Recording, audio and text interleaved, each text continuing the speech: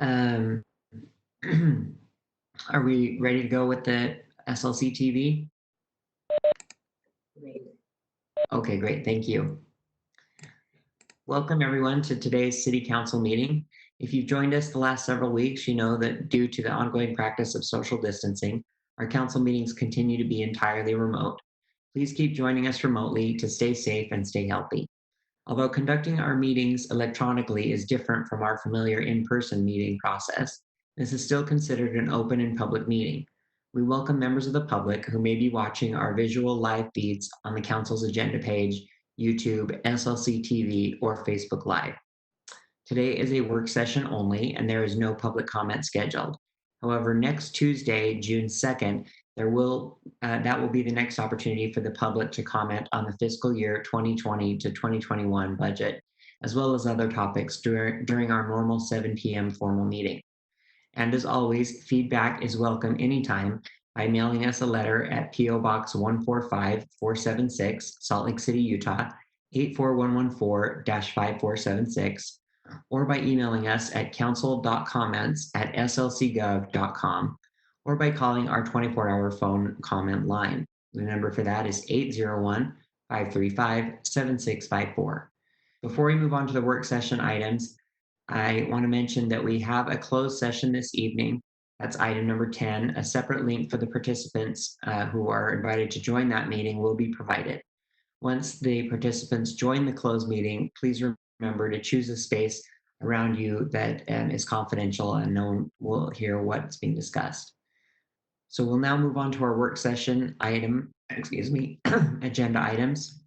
Our first item is an update regarding the mayor's proclamations declaring local emergencies for COVID-19 and the March earthquake. Some of the items that we sent to the administration in advance, asking them to respond to, include these discussion points: the status of the budget amendment for the Airport CARES Act funding, details of earthquake damage to city buildings, including a $2 million suggested allocation to budget amendment number 6, review the information regarding COVID-19 cases among our unsheltered community, efforts by the health department, city, and community groups to address the disproportionate impact of COVID-19 and the lower income areas in the city. And then finally, potential downgrade to yellow status for Salt Lake County. So I will turn the time over now to Rachel Otto, the Chief of Staff, to walk us through this briefing. But we also have with us Mayor Mendenhall. Mayor, thanks for joining us. And we also have Lisa Schaefer, the Chief Administrative Officer for Salt Lake City. Thank you, Mr. Chair, and thanks again for giving us some time on the agenda today to address some of these issues with the council. We're going to take these questions slightly out of order, but hopefully hit everything. And of course, any questions that come up, we'll try to address during the briefing too. So I'm not doing any of the hard work as usual. I'm going to pass it off to other people in the administration. Mayor Mendenhall will address kind of some general comments and the potential shift to yellow. Then David Litvack will address the questions on the vulnerable populations and equitable response. Then Mary Beth Thompson will address the airport funding. And then Lisa Schaefer will finish out the briefing with the update on the building repairs. Great, thank you. Thanks, Rachel. Thank you, Mr. Chair. Nice to see you all. Happy Tuesday. As you know, we're still in the orange status, but we're trying to work proactively right now with the county and the state on an anticipated shift to yellow on May 30th. That is for us very much still pending some additional public health information. And we're anticipating having an update on that local data from county health officials today. So if we do receive that, or when we receive that, it comes through Rachel Otto, and I know that she will share it with the council as she has in the past. I also wanted you to know that we're working with Sorensen Impact Center on an equity discussion. It's an inclusive economic recovery virtual convening gathering, really. And we're grateful that Sorensen Impact Center is wanting to partner with us on this conversation. The strategy operates around a few goals that I'll share with you right now. The integration of equity perspective into recovery programs and economic development as a whole, as of course, you know that we want to not just make emergency and urgent deployment of funds available in an equitable way throughout the city, but we also want to be learning from the process as we go through to make systemic change and lasting change in these arenas.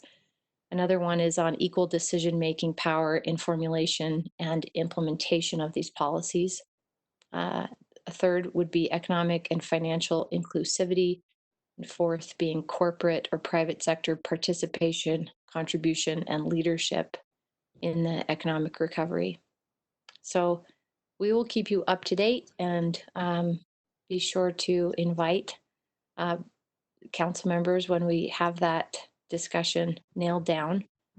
And the fourth thing I wanted to mention to you is the COVID relief funds that we are, of course, anticipating from state or county or some combination of deployment. You know that the Salt Lake County made an announcement over a week ago now that they would be distributing about 16% of the total 202 million that they have received from the federal government. 16% of that they will be distributing based on a population formula to the cities in Salt Lake County. It sets us up to receive $5.8 million. And this should be the first of 3 tranches of direct COVID support funding. Where the second and third come from, we don't know yet. And that's an ongoing conversation with the county, also Utah County and the state of Utah.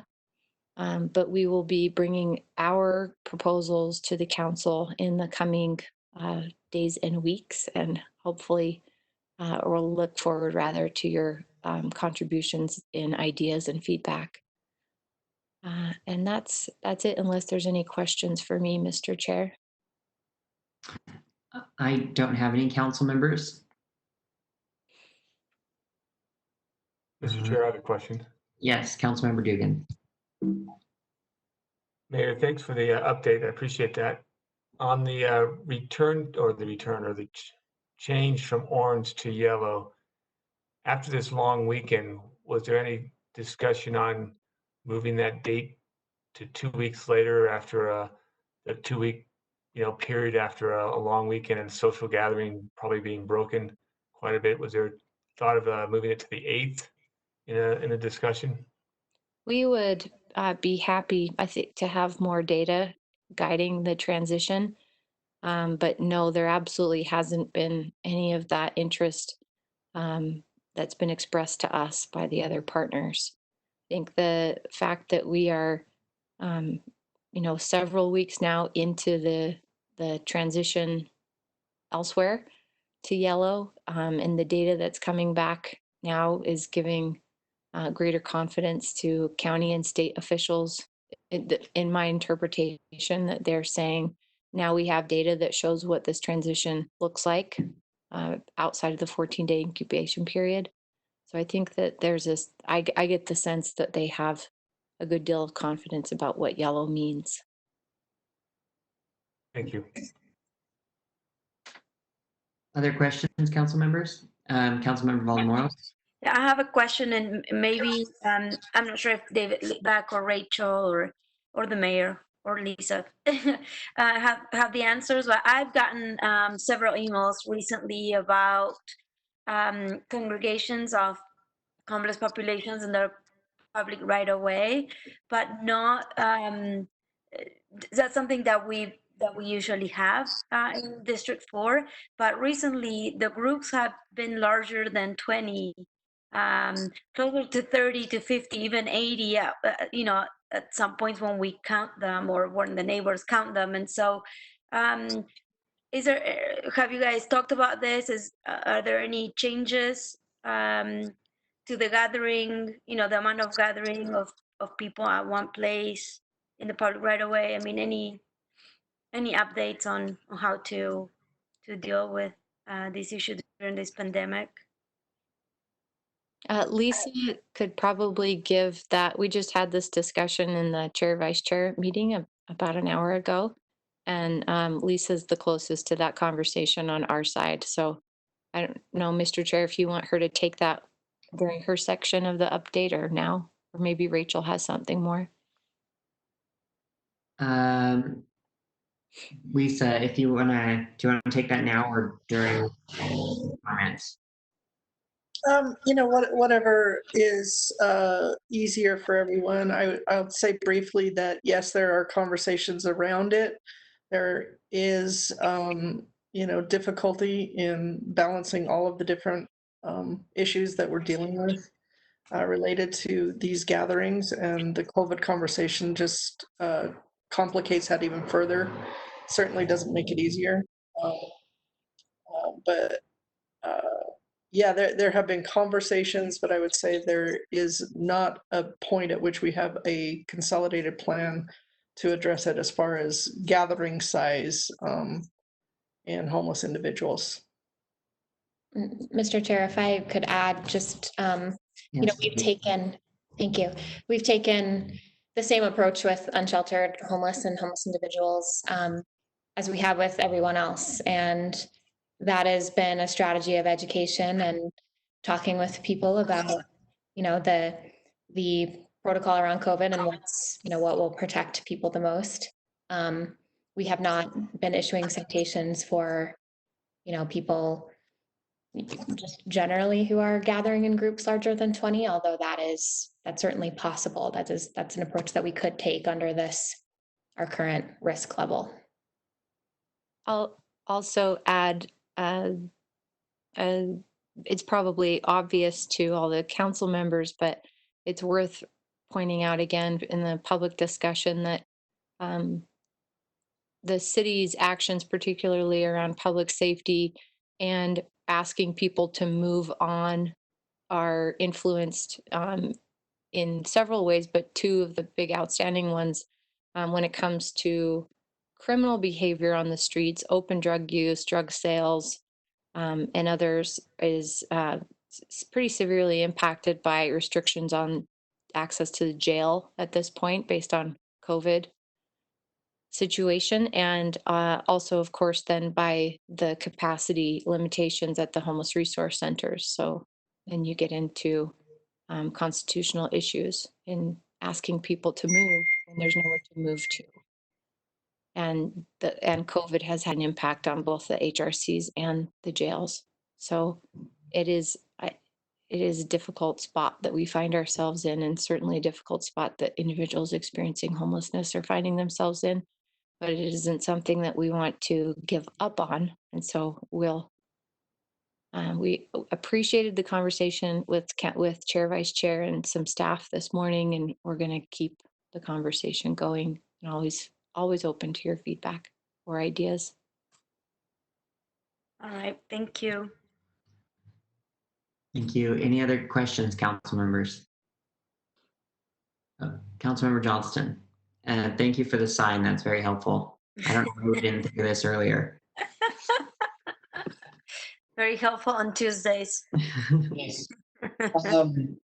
Thank you, Mayor, for both things. I think the first comment was I appreciate the focus on equity in this recovery and ensuring that minority and small business owners have a really fair chance to get some support. I think it's been really hard. So I look forward very much to the details that come forward and what your recommendations are to you. And I really want to commit myself to helping implement those as soon as possible. So thank you.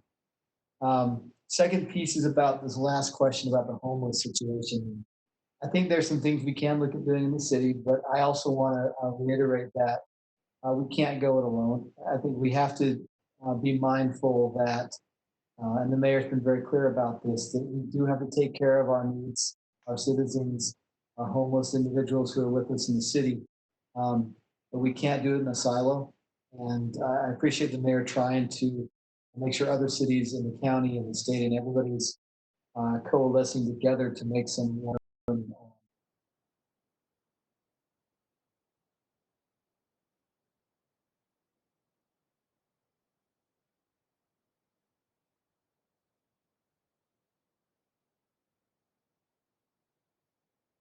Services and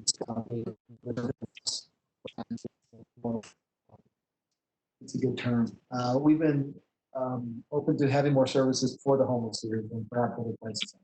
It's a wonderful attribute. It also means that we run the risk of also having to deal with some of the criminal elements that follow it. So I want to support the mayor in making sure she knows that we want to make sure we're supporting her efforts to have more collaborators together with us while we try and take some steps internally here. I hope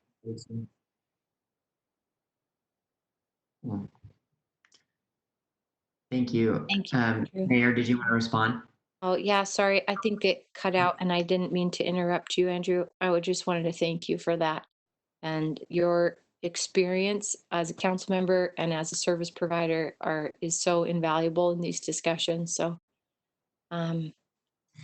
I just can't say enough thanks that you're part of this conversation and helping us navigate this situation and the impact of not only a pandemic but the state's decision and timeline around closing and destroying the main downtown shelter, much to the chagrin of many of us, and the results of that on our downtown and our city as a whole.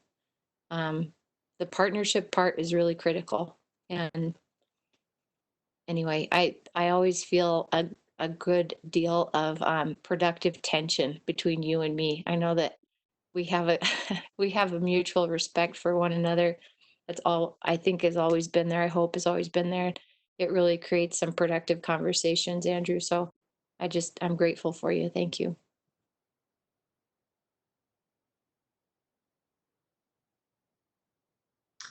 All right, any other questions? Okay, thank you. Thank you, Mayor. Sorry, who are we going to next? Lisa?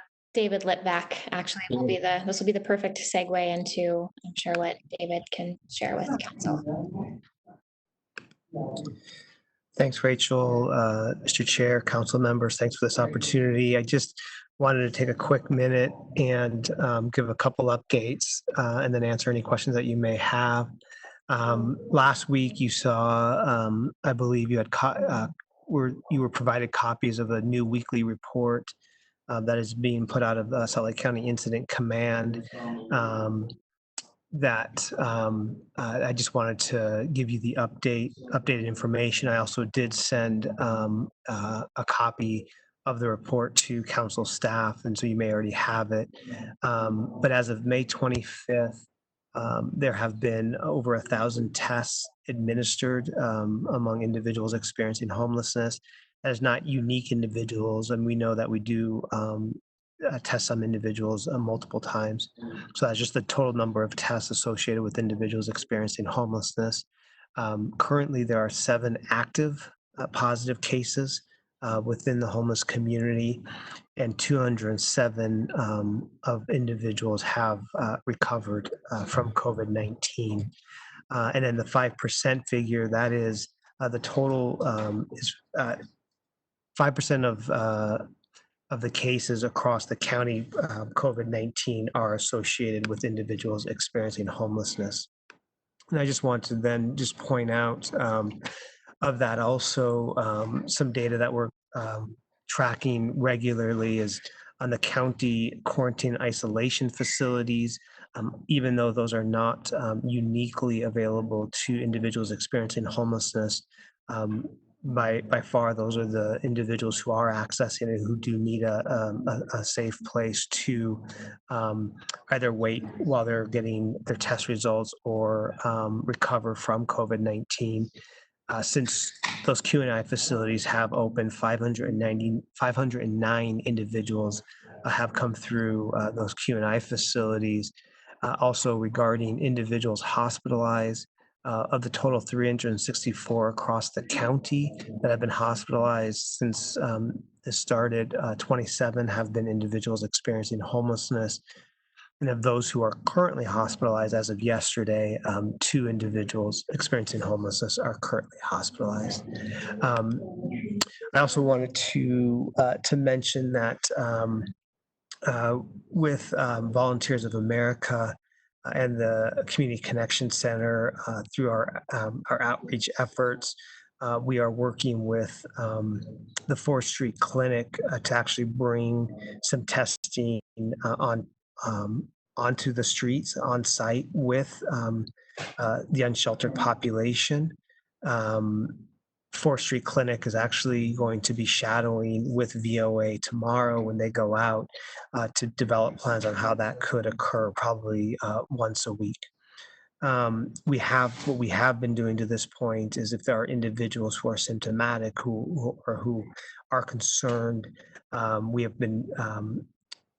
we have offered to provide transportation to the 4th Street Clinic.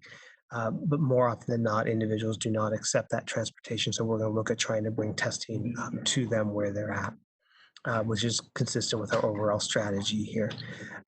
Lastly, we are in our 4th and final week of ongoing testing at the Gail Miller Resource Center and the Men's Resource Center, as well as the Family Resource Center.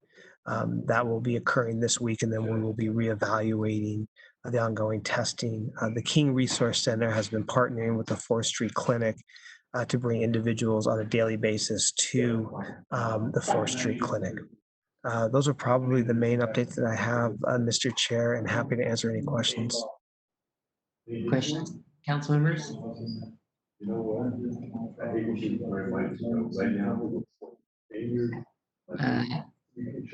I don't think we have any questions. Somebody has some background noise on, so I'm not sure who that is.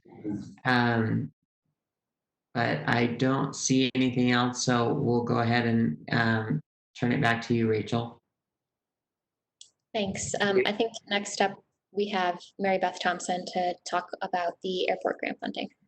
Okay, thank you, David, by the way. Mary Beth?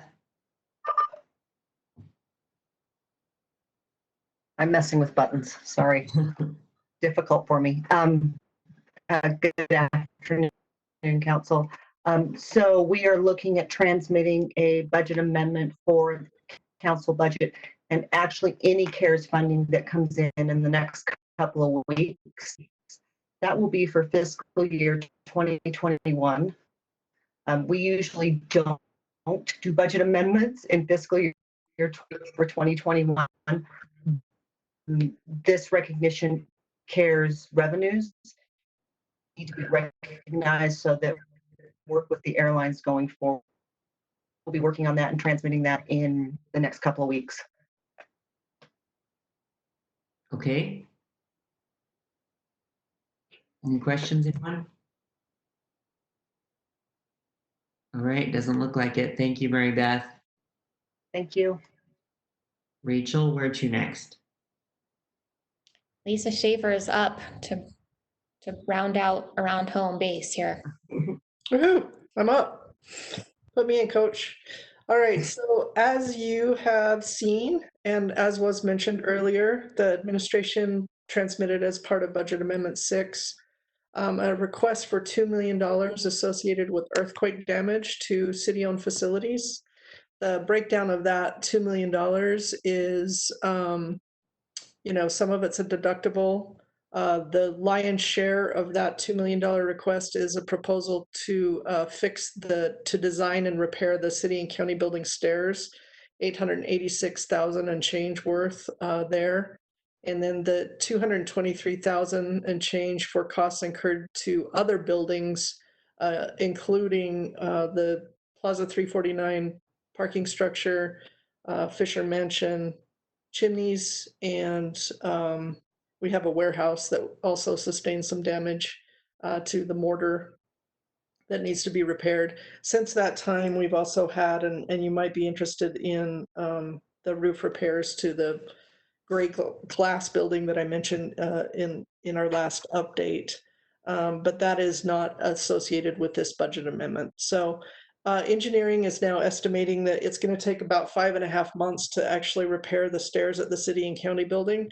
But we have a plan in place to put some temporary stairs and exiting in the building when we are able to reoccupy that once our plan related to COVID-19 comes to fruition. And so right now, as it stands, once this money is budgeted and we are able to get the cost centers established, we will do the most critical repairs first. Critical top on the list right now is Fisher Mansion and the chimneys, because those are in bad shape and are really probably a safety hazard that we need to take care of. Then we'll move to the city and county building stairs, the warehouse that I mentioned, and so on, Plaza 349 parking garage.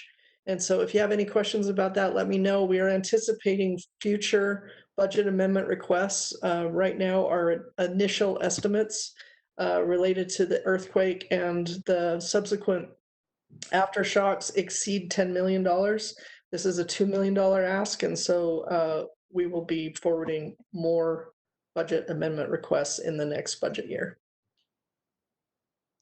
Okay, thank you, Lisa Schaefer. Any questions for Lisa, anyone? Okay, don't see any questions. Thank you, Lisa, I appreciate it. So I think that covers everything, right, Rachel? Okay. So we will go ahead and move on to the second item on the agenda, which is our fiscal year 2020-2021 budget for the Information Management Services Department. And so with us, we'll have Kira Luke from City Council Policy Office, Aaron Bentley, the Chief Technology Officer, and Sandy Moore, the Policy and Budget Analyst for the Department of Finance. All right, I guess I'll kick us off with a brief overview before I hand it over to Aaron Bentley, the Acting Department Director. IMS stands for Information Management Services. IMS is the technical and multimedia arm of the city. So they provide internal support ranging from everyday tech support, video production, implementing and maintaining the hardware and software that city operations run on. IMS is an internal services fund, so their budget revenue is primarily derived by billing city departments for these services. Most of their expenses are for initiatives and technology that are used throughout most city departments. Their proposed budget for this fiscal year is $16,823,007. Some notable highlights in this budget include a $200,000 savings from reducing 2 employees who were previously providing support for the library, who will be serving those technical needs in-house. This reduces IMS's total number of positions to 69, with 5 vacancies at present. The department anticipates saving an additional $209,000 by keeping $209,000 by keeping vacancies open for the first 6 months of this fiscal year. A new expense in this year's budget is $1 million for new enterprise resource planning software. I'll let IMS speak more to this initiative, but it's a citywide undertaking that's designed to identify places where there are multiple processes and tools that could be streamlined and ultimately provide a more holistic view of how the city's working. A few other initiatives in this budget include ongoing implementation of the Constituent Relationship Management, or CRM software, upgrades of the city's communication system, and replacements of some servers that are reaching the end of their useful lives, and collaboration with other departments and agencies to advance digital equity. And with that, I'll go ahead and turn it over to IMS. Great, thank you, Kira. Thank you, Council. We have a brief PowerPoint presentation. Amanda, if you could pull that up for me, that'd be great. And we're just going to go through this quickly. If there's any questions along the way, please feel free to ask them, and then we'll leave some time at the end for questions as well. So the vision of IMS and our vision statement is to modernize municipal government through sustainable technology solutions. And go ahead to the next slide, please. And our mission is to provide reliable services to tools and support of the city's digital assets by utilizing industry standards to develop consistent, uniform, and accessible systems at reasonable rates, empowering users with solutions they need to accomplish their goals. Next slide, please.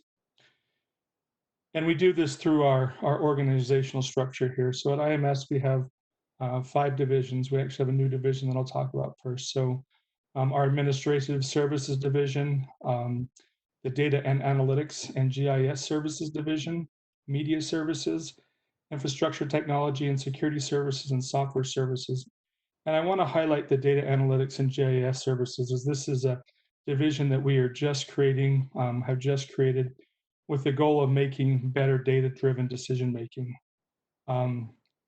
It's a goal of the mayor and a goal of our department, I'm sure a goal of the council, that when we expend funds or we make decisions, that we have the right tools in place and the right information in place to make those. And so what we have done is moved into this division so we can centralize efforts. A lot of those efforts have historically sat in our Software Services Division, but the goal of this division is to centralize those and give departments one area where they can contact and get focus on how to make data analytics choices or geographic information choices. So if you'll move to our next slide, please. This is just a breakdown of our 69 FTEs by the divisions they work for. So our largest division is our Software Services Division, then our Infrastructure and Security, and then we go to Admin and Media Services, and then the new division, Data and Analytics. So move to the next slide. I want to just briefly talk about IMS staffing. I've been with the city for almost 19 years and just wanted to show kind of the growth since I've been here. As Kira mentioned, we will now be at 69 FTEs. And just the growth over this time from 2,000 devices to 6,000 devices, from roughly 20 applications, over 200 plus applications that are supported. And in that, just the lean organization that we've been able to keep, and the things as we continue to repurpose, is important in our department that we're continuing to kind of shuffle the deck and restructure so that we keep up with the times and also with the needs of the city. Next slide, please. This is the IMS funds. As was mentioned, we're an internal service fund. So we break the funding that is given to us into several different funds to make sure that we are transparent and that we can account for the dollars that are given us. The IMS fund is where mainly our staffing dollars sit. Media services, we'll talk a little bit more about them, but that's the team that the council is very familiar with John Rand's team, and that's the fund that supports them. Capital projects, department software. So these are software that are specific to city departments. Enterprise, spread across the whole enterprise. The ERP software is for our financial services, and we'll talk more about that in a minute. Infrastructure, security, and then PC replacement. And those departments that are part of the general fund, their technology equipment, their computers and laptops are paid for out of this fund. So if you'll move to the next slide. As Kira mentioned, this is our budget. You'll notice here, maybe different than other city departments, is just over 51% is personal services. I know that's often higher in others, but a lot of the costs that come out of this budget are to pay for those enterprise software packages and for the PC replacement. So we can go to the next slide now.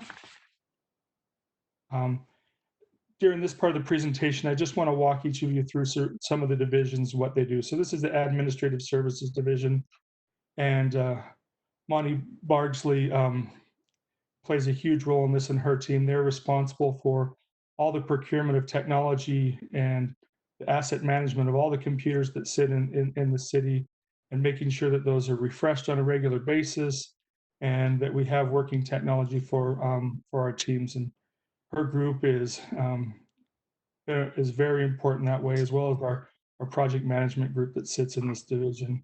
If you go to the next slide. I want to talk a little bit longer about the Media Services Division for a couple reasons. One of the reasons is often when we meet with departments and we discuss this division, people say, well, I don't use SLC TV or this or that. And I think they may miss what this division does, because while yes, this team does produce SLC TV and broadcast all the council meetings and the planning commission and so on, they're also in charge of working on the social media aspects and consulting and more of a general service, a creative group this way. And the next slide, if you'll hop to it, will show some of the things that they've done. Last year, I think it was when I was reviewing this, and it said 4 virtual town hall meetings. I'll be interested to see what the 2020 numbers are, since basically everything they've done is virtual, including interviews and everything like that. But this is John's team, and I'm very grateful for the efforts they do. A little known secret, early on in my career, I stood on a box in the back of the council chambers and filmed with them. So I've got a passion for what they do. But this group is hardworking, and really they work with our civic engagement group to really get the word out of what's going on in the city and helping people engage. We'll move to the next slide, please. The next slide is, and this team here is our Infrastructure Technology Services Division. This is led by Jason Struck, who's our Chief Information Security Officer. And they have the daunting task of trying to keep all the rest of us out of trouble, and to keep our data safe, and to keep us connected. You rarely hear from this team, and that's a good thing, because they're they're the team that are behind the scenes, making sure that all of us can do what we're doing now, including this online council meeting. This group, as you can see, things have grown a lot in the last 20 years there, and they will be tackling, and have already started to tackle, the Unified Communication Project, which will allow us to be more connected and more easily connected remotely and in person, just through the use of technology. If we can move to the next slide. And then this division, the final division, Software Services, led by the Chief Technology Officer. This team is responsible to keep slc.gov working with all the departments to update their pages, all the databases that store all the data, the reports, and over 200 applications that are used among our department. Always trying to keep those up to date and secure, and continually developing solutions for us. Next slide, please. Wanted to just quickly go through some of the 2020 major projects. This is really a brief overview and not in detail to what has happened. But one of the major things that was worked on this last year was the CRM, the Constituent Relationship Management System, and a lot of web to case forums and just the feedback that's happening between the council, the mayor, and the departments there. Kronos Telestaff was released for police. That's their staffing solution. Business license was developed so that now our businesses can go end-to-end processing of business licensing online. I believe that was demoed to the council early this year or the end of last year. A rewrite of the campaign finance reporting, emergency management alert, and so on. I think one of the two that I'll point out is the Adobe Sign project, which is still ongoing, but allows us to do digital signatures. For many years, people have asked, why can't we do digital signatures? And now that is a part of the way that we do business, and it's made us able to work in COVID-19. And then the enterprise WebEx and public meetings offering that is part of our unified communication, another big one. If you'll move to the next slide. I want to spend a few minutes talking about the first bullet point here, and it's one that Kira pointed out, and that's the $1 million request this year to start on an enterprise resource management system. It's a big word. Acronym is ERP, but what does it really mean? It really means that we will be replacing our complete financial system, our HR systems, and all the systems that connect in it. In your packet, there's a couple attachments that show all the things that are there. And I think one of the questions is, Aaron, why would you want to do this now? We know what COVID-19's done to the economy. This is a big ask. I know that you're pulling it from fund balance, but it's still a big ask. And the reason is we're at a point where we don't have any other options. We've been on our current solution for 27 years. And over those 27 years, we really haven't seen a lot of advancements in that system. We're not really serving the departments well, the employees well, or those we do business with. And Mary Beth and Jody and even predecessors for many years, this has been on our plates of things that we've wanted to do or talked about doing, but not sure the timing's right. Well, we're getting to a point right now where the company that we work with and the solution we work with are not a stable solution for the city. And it's not something that I can sit there and say that it's a reliable solution for this critical part of the city business. So that's where we'll be endeavoring down this process. Noel Walkingshaw has been appointed to be a project lead. We'd be glad in future months to brief you on this process. The council, mayor, and all departments have representation as we go through this process, and we're anticipating that it'll take 2 years to go through the entire project of overhauling this. Some cool things to look at and to see of projects coming forward is this SMS text solution that we've been working with civic engagement and mayor and council staff on. And that will allow us to reach out to our constituents and to our neighbors through SMS texting. One of the things that was very evident through COVID-19 is that many people didn't have access to the internet through digital divide and digital equity, but they did have the capacity of receiving a text and texting back. We expect that to be implemented at the very beginning of this next fiscal year and have that solution out there. At this point, those are really the major projects we have, and I'm sure more will come. But open to any questions that council may have or any discussions you'd like to have regarding these areas. All right, thank you, Aaron. Any questions, council members? Councilmember Dugan. Thanks for the brief.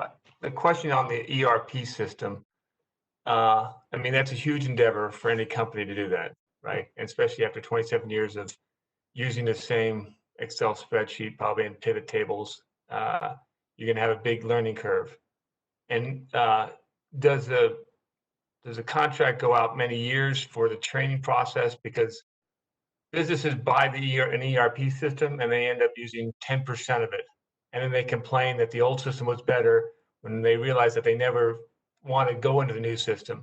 So does this $1 million cover multi-year training and making sure you have the discipline to use it instead of going back to old stuff?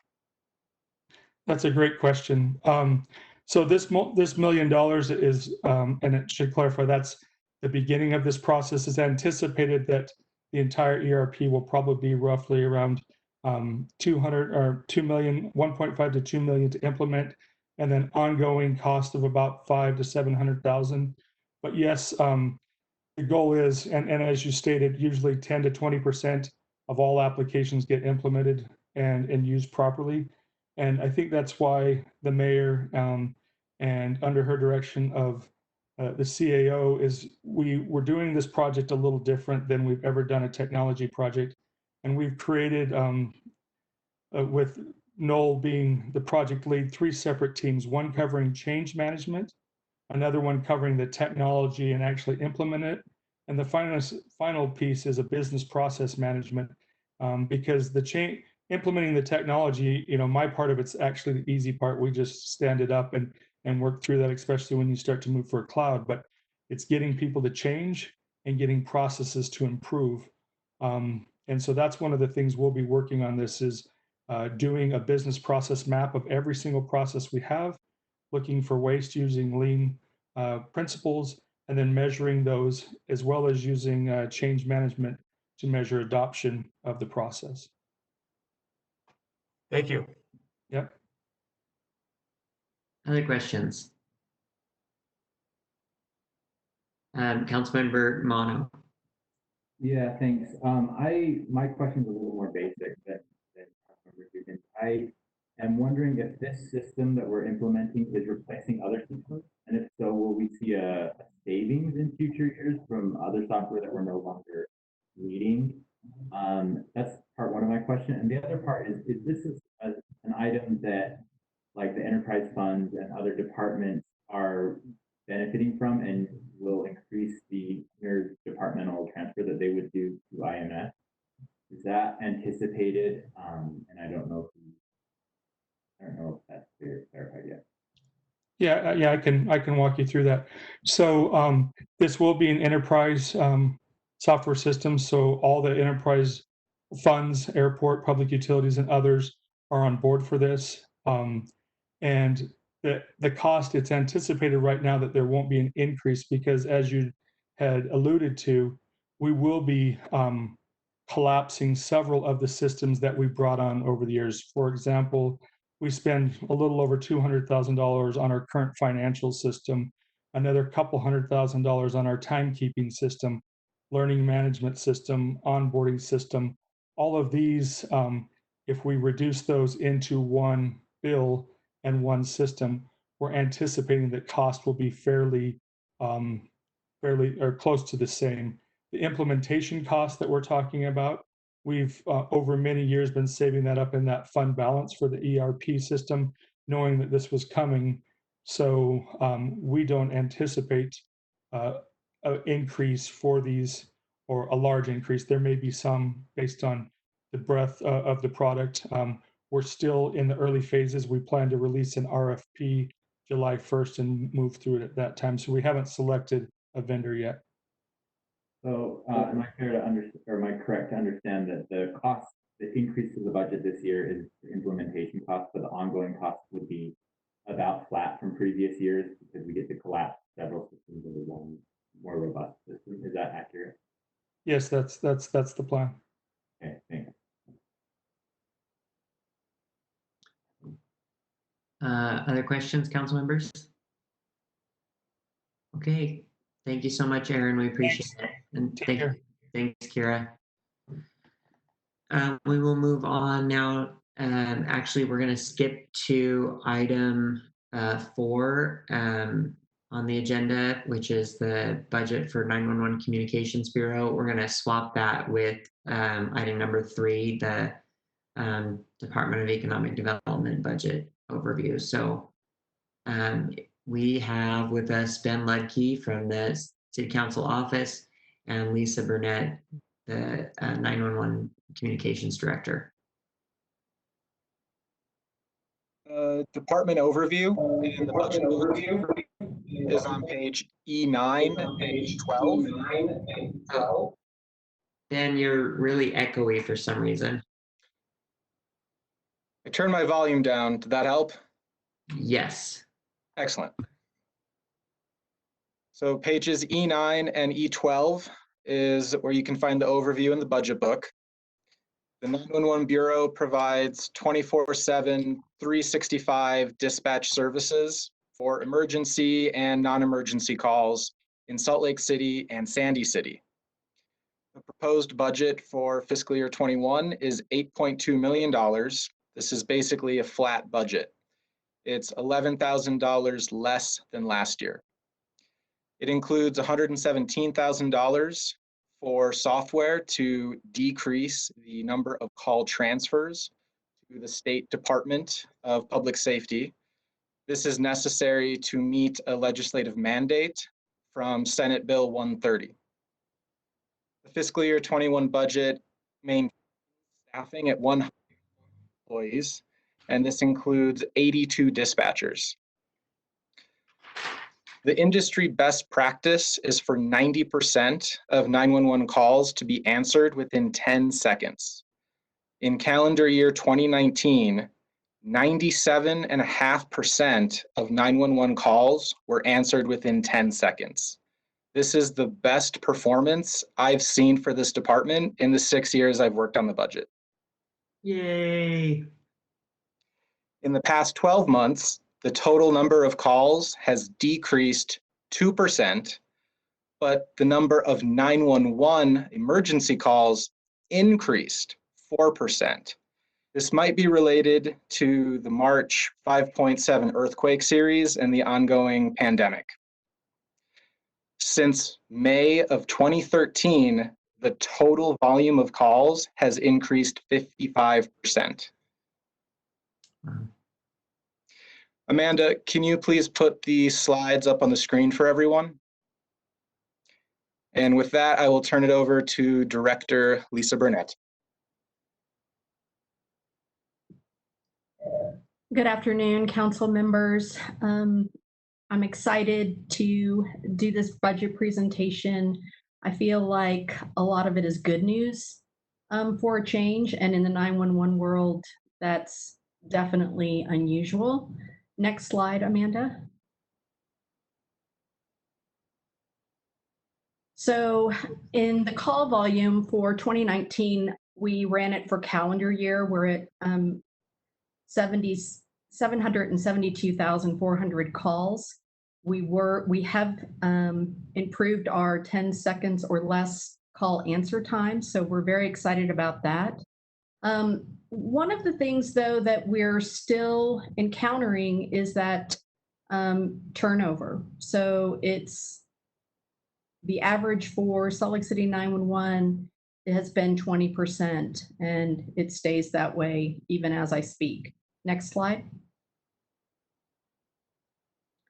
So let's talk a little bit about what's new for 911. So we are in our first year of the 4-year CALIA accreditation process. The council approved funding last year for the CALIA accreditation. It came out of the E911 budget, and we've started that process. We also are working towards an APCO 33 certification for our training division in the 911 Bureau. We're very excited about that, and hopefully we'll have some good news and reaching that certification in fall of 2020. And Salt Lake City 911 has participated in assisting airport operations as well as Salt Lake Valley Emergency Communications Center in training their staff and bringing them onto the countywide CAD solution. As you recall, we all decided that we were going to move to Versaterm CAD, which is the CAD, the computer-aided dispatch platform that Salt Lake City and Unified Police were currently using at the time. we're in the process of bringing 19 other agencies on board. It's a huge undertaking. We were successful in bringing airport operations on board December 3rd of 2019 to facilitate Salt Lake City Police taking over the police department out at the airport. Salt Lake Valley Communications Center is looking at alternatives to the priority dispatch software. As you recall, Salt Lake City 911 was looking at eliminating the priority dispatch police protocols. We were successful in that transition. We implemented an in-house call taking model September 23rd of 2019, and we're able to train our staff. It seems that our staff members, as well as members of the public, as well as the field officers, appreciate this change. We're enabling our dispatchers to actually think outside of the box. And as you all know, I'm sure some of you did receive constituents' complaints, but we're now asking relevant questions based on the information that we're receiving from members of the public. So the active listening skills are really coming into play. Next slide. So another thing that we are really excited about, and something that we've been working on for a long time now, when I say a long time, over 6 months, is a 32-hour work week for dispatchers. It's actually a new approach to work-life balance. And through studies, and there's not a lot of them, but the ones that we were able to analyze, dispatchers actually suffer from post-traumatic stress disorder 3% more than law enforcement and firefighters. And I have numerous staff members who are out on FMLA and SDI, mental health related issues, as well as my staff utilizes their personal leave time, of course. And we decided that it was time to look outside of the box. What could we do to attract great candidates that could pass a background check and make them interested in becoming a 911 dispatcher? And we came up with this 32-hour work week. So we worked with HR, and we worked with URS, and we worked with the union and the city attorneys. And we were able to figure out a way to implement a 32-hour work week where we would actually be paying our staff for working 40 hours a week. So I know that there was a salary comparison study done to look at the rate that we're currently paying our dispatchers based on a national average and based on a state average. And nationally, we're about 20% below in their hourly wage. However, through the state, we're 114%. So that's significant. But I think what that tells me is that we're on the right track with a 32-hour work week, because my employees are not necessarily interested in the money.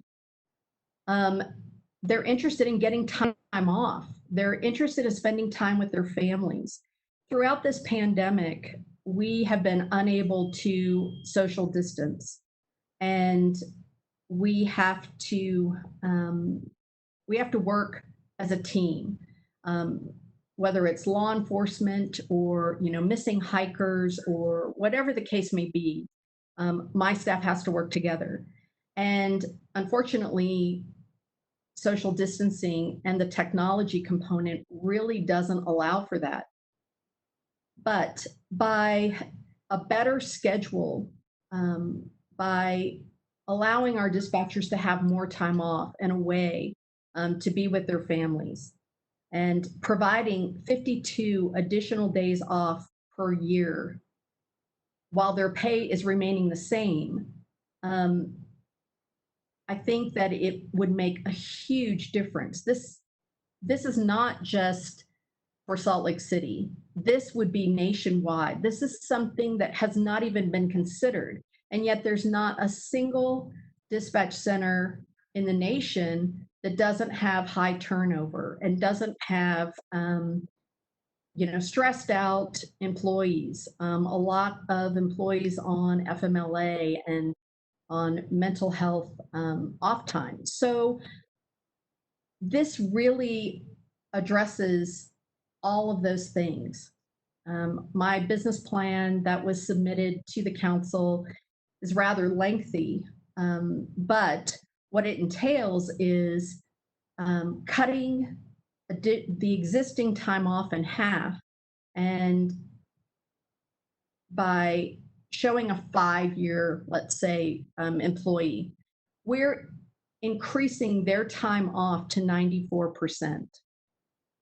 So I just think that it's totally time for outside of the box thinking. I'm not even saying that this is just for dispatch, but I think that a pilot program would be the tell for this initiative.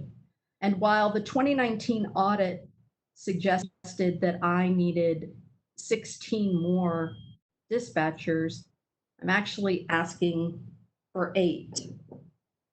And with those 8 additional dispatchers, I could make this work. Now, I think, actually, Amanda, go ahead and go to the next slide. Thank you. So we're providing flexibility as far as their shifts go. So they would be working 4/8. We believe that this would increase morale, and conducted as a pilot, we're seeing cost savings in overtime, a reduction in SDI and FMLA, but while still providing more time off for our employees. We did a survey to all of the 911 Bureau employees to find out what's most important to them. Is it pay? Is it family time? What's the most important? And all of them said collectively that time off was the most important. And something that maybe the council doesn't know, but at Christmas, I can only allow 1 employee off per shift. Also, whenever I have training opportunities or this COVID-19 circumstance has created a huge workaround in the way we do business, because right now we're asking every person who calls 911 or on a non-emergency line that needs police, fire, or medical assistance, we ask if anyone has flu-like symptoms. And on medical calls, we ask if the patient is ambulatory and can they move outside. And so we've had to do these trainings on people's days off, and we're taking time away from their family. I just really think that this is an exciting approach to high turnover and better morale, all of those things. I think we can fix it. Plus, it would allow me to let more people off on holidays to be with their families.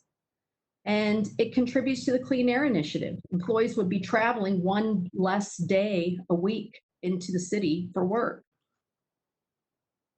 So those are all of the things that I believe would be helpful to my division. I also am suggesting that this pilot program is cost neutral.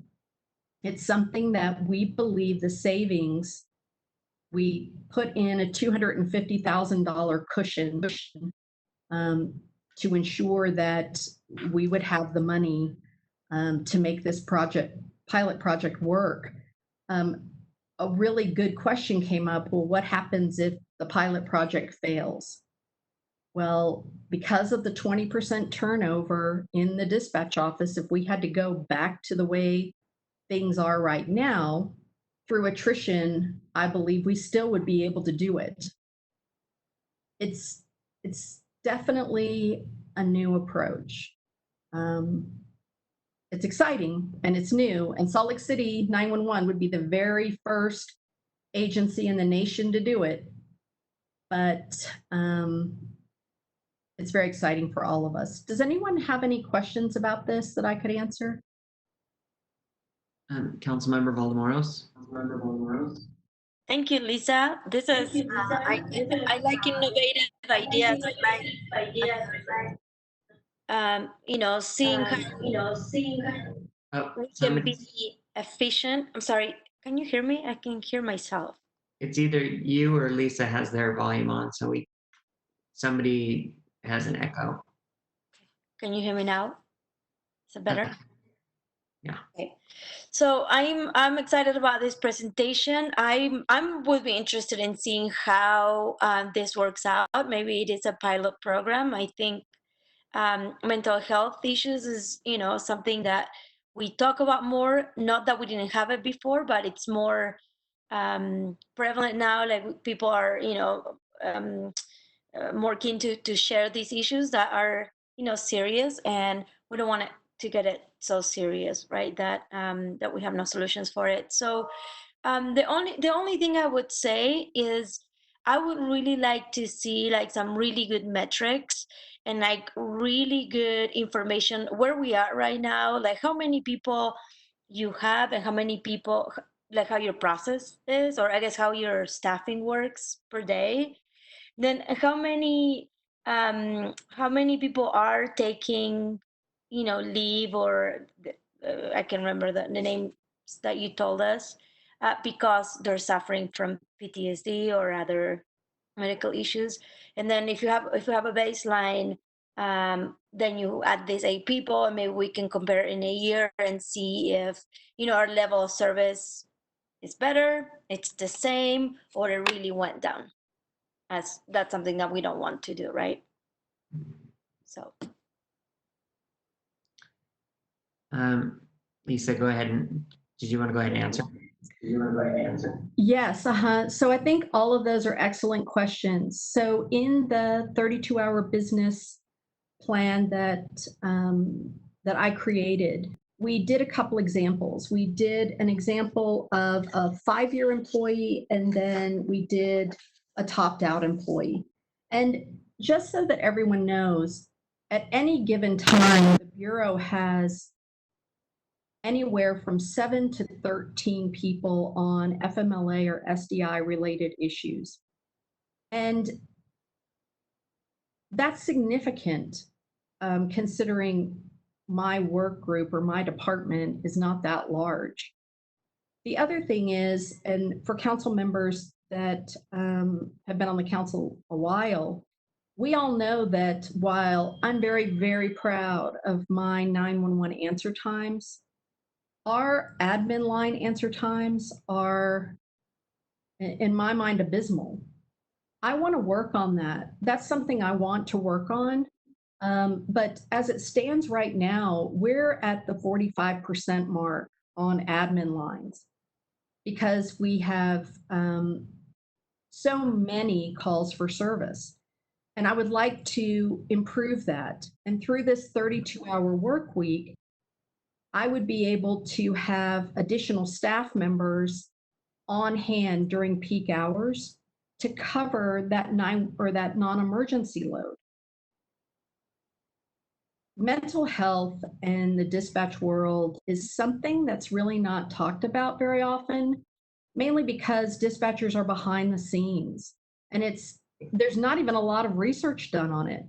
The articles that I was able to compile to put together the business plan date back from 2012 and 2014. The most recent was 2018. And the University of Utah is very interested in working with us on a survey for our staff members to see, things that affect them. All of those questions were excellent questions. I think that it's going to take some outside of the box thinking to work out this problem, and it's a historic problem. Councilmember Mono. Thanks, Lisa. I appreciate that. And I appreciate your out of the box thinking about your employees' work-life balance and mental health. That's really important. I just wanted to clarify a few things. First of all, is this already anticipated in the mayor's recommended budget? Because I don't remember reading about this or hearing about it before. So would this be a change that we would be making if you were to implement that in fiscal year 2021? That's the first question. And second of all, does this mean, I guess the question is, are your staff on salary or hourly? Because does that mean their take-home pay is a little bit less per paycheck period? And is your staff okay with that because you said that they value work-life balance more? Or are they on salary and they'll get paid the same and we just are anticipating enough savings from FMLA and reduced overtime that the budget would be flat? And let me know if you need clarification on those questions. Absolutely. So it's not in this pilot program was introduced in my budget for this year, but because of the pandemic and these extenuating circumstances, it's something that's been put on the back burner.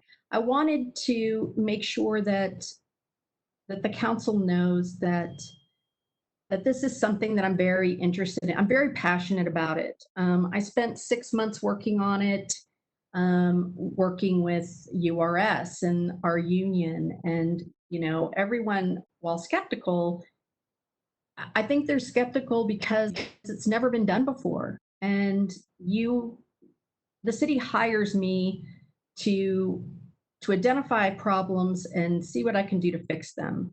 And that's really what I wanted to do. I remember I saw Councilmember Fowler at a fire department picnic and I said, I've got something so exciting coming. And she goes, well, tell me. And I'm like, I just can't yet. Because I wanted everyone to know, but at the same time, I just had to make sure that I had worked it all out. So I can send everyone a copy of the business plan. It goes in depth with metrics, all of those things. But to answer your question regarding salary and hourly, my employees are hourly. And even with hourly employees and increasing their wage to ensure that they made the same paycheck on a 32-hour work week that they would on a 40-hour work week, I'm still saving money because I'm not paying them overtime until they reach 40 hours. Does that make sense? So at the end, that's how I'm doing that overtime savings.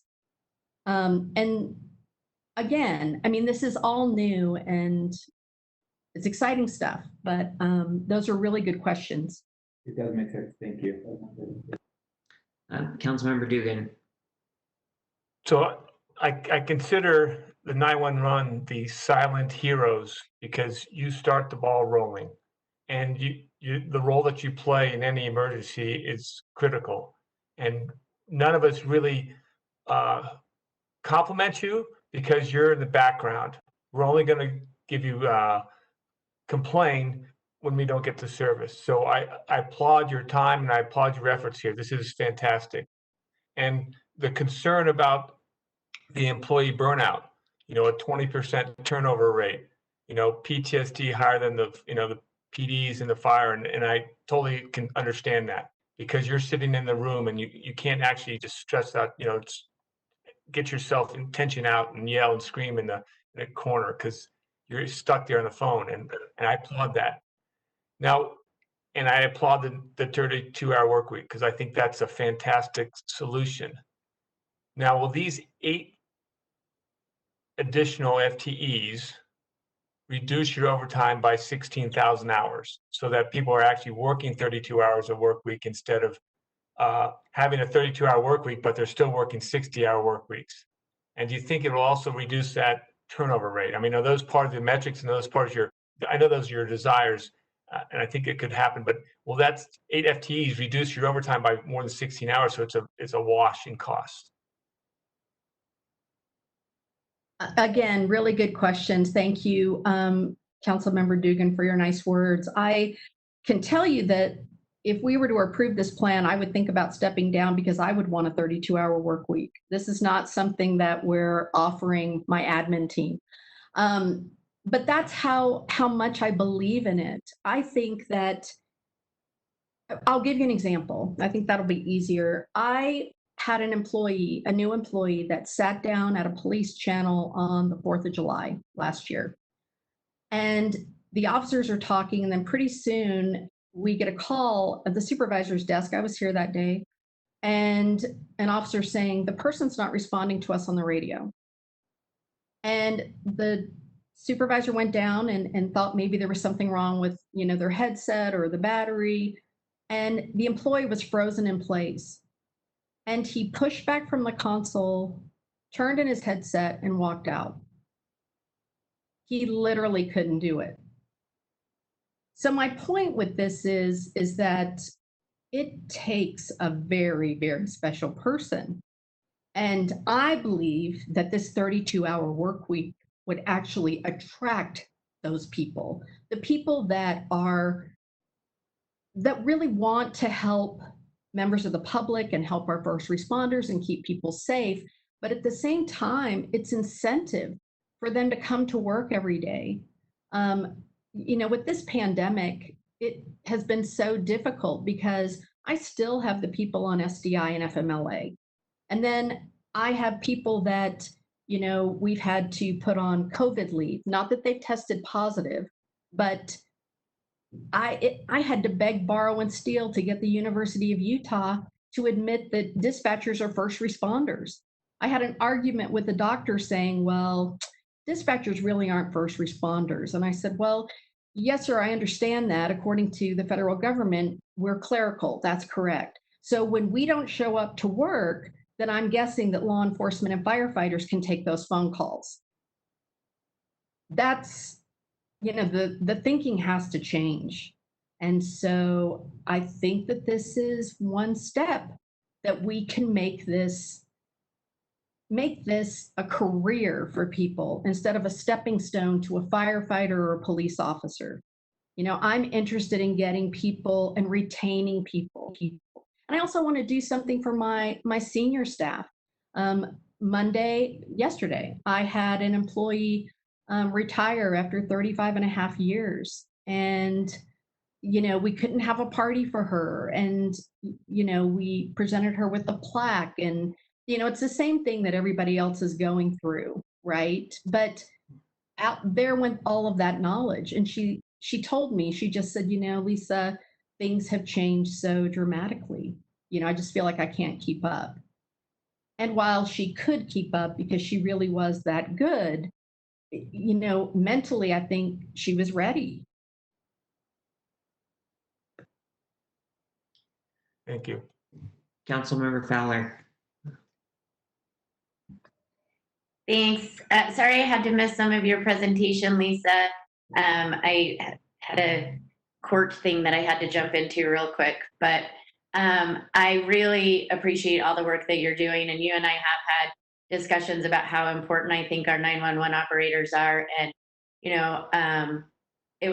I went one of our national conferences, I'm on the committee for public safety, and we had a presentation on PTSD, and it shocked me. And that there's more thoughts of suicide and attempts and deaths by suicide for 911 operators than are any of our other first responders. And you and I had a long conversation about that. And I appreciate your passion to your staff to be creative and think about something like this that hopefully will show that we as a city value them and value that the federal government might not consider them first responders, but I certainly do. And I think that everyone in this room, well, there's only me in this room, but you know what I mean, metaphorically, would agree with me on that. And so I really want to thank you for being dedicated to your staff and to your job and what you're doing and coming up with something creative. So thank you. Thank you very much. I appreciate it, Councilmember Fowler. Thank you, Lisa. Lisa, I just wanted to know what is our turnover rate compared to other departments nationally? Is 20% sort of comparable to other cities our size or other cities in general? So again, a good question.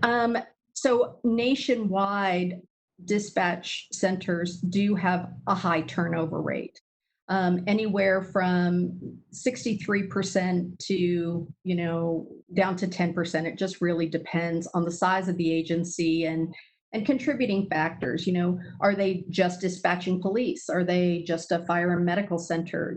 Salt Lake City 911 dispatches all three.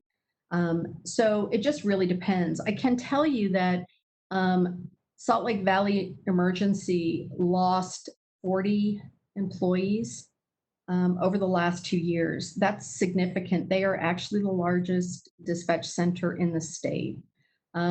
They have reorganized. They have a new director that I'm working closely with because of the CAD project. And right now they have their staff members on 12-hour shifts. And it necessitated that when you lose that many staff members, you have to do something. And 12-hour shifts are not great. That just adds to the work-life balance problem, right? When you work 7 in the morning till 7 at night and you don't see your children, except to make dinner and put them to bed, that's not ideal. I've had lots of younger people resign because they don't get to spend holidays with their families. And I totally get that. So nationwide, it's a problem. But I think one of the things that makes me so excited about this is that if we did this, we would be the only city in the nation that would do this. And so I think it's exciting. It's scary, but it's exciting. Mr. Chair, can I follow up on that real quick? Sure. Thank you. Lisa, I appreciate you mentioning that. I would be interested, and I don't know if you have something implemented or some thoughts, but I'd be interested in tracking that data if we go to this 32-hour week and seeing what it is, because I think, again, being on this committee, we all kind of, city councils from all over the country share ideas, right? And it would be interesting if Salt Lake City could be pointed at as a model for other dispatch centers in reducing that turnover rate, what we're doing with people's PTSD, any mental health issues, stuff like that. So I don't know if you've thought about that, but if not, I would encourage you to, and I'm sure you already have. Just so that we have some of that information and maybe can pass it along to other people. I think that's a great point. This is something, should we choose this route, that I believe would need documentation almost daily. Because I also think that this would become the workbook on 32-hour work week implementation. And as far as I'm concerned, dispatch is the perfect place to start with this because of E911 funding, we can fund this. So it's a little bit different. If we're going to take the risk, at least we know that E911 has funding for it. Whereas another department that relies solely on the general fund, it's probably not doable. Although I'm thinking that if it works for us, it might work for other departments too. And so it's absolutely exciting and will be documented. Great. Thank you, Lisa. Any other questions for Lisa or 911? Okay, thank you so much. We appreciate it. Thank you very, very much for your time. Have a good afternoon. All right, council members, we're going to go back now to agenda item number 3, which we had swapped out. That's the fiscal year 2020-2021 budget for the Department of Economic Development. We have with us Sylvia Richards from the City Council office, Ben Collender, or maybe not Ben Collender. Yes. We have, yes? Yes. Oh, hi, Ben. I didn't know if you'd be on leave or something, because I don't know, everybody, Ben had a baby over the weekend, Ben and his wife, so. Congratulations. Yeah, thank you, Council Chair and Councilmember Fowler as well. Yeah, really excited. Yay. Little baby Wade. All right. Well, so we have Ben Collender. It looks like we have Allison Roland instead of Sylvia for our briefing, and Felicia Baca from the Arts Division. Thank you. Thank you, Mr. Chair. I'll start off if that's all right with you. And we do have Sylvia with us. She's just, well, on my screen, she's far away from other people, but she's here with us. So I wanted to refer you first to the pages in the Mayor's recommended budget where economic development is listed. The key changes are in B19. The department overview is E27 to E31, and staffing is F17 to F18. Those are listed at the top of the staff report in case you have, in case you need to go back and take a look. Overall, just to explain the structure of this division, the Department of Economic Development actually includes the Economic Development Division, the Arts Council, and the RDA, the Redevelopment Agency of Salt Lake City. The RDA is briefed separately, as you know, in the RDA Board of Directors meeting. Sylvia is going to talk about the Arts Council, give you an overview similar to what I'm doing here with the Economic Development Division. And then Ben Collender and Felicia and anyone else they'd like to have join them will do their own review. The purpose of the Economic Development Division is to promote local economic opportunities and business expansion by developing partnerships with communities and businesses, organizing events, and advocating for small and medium-sized businesses.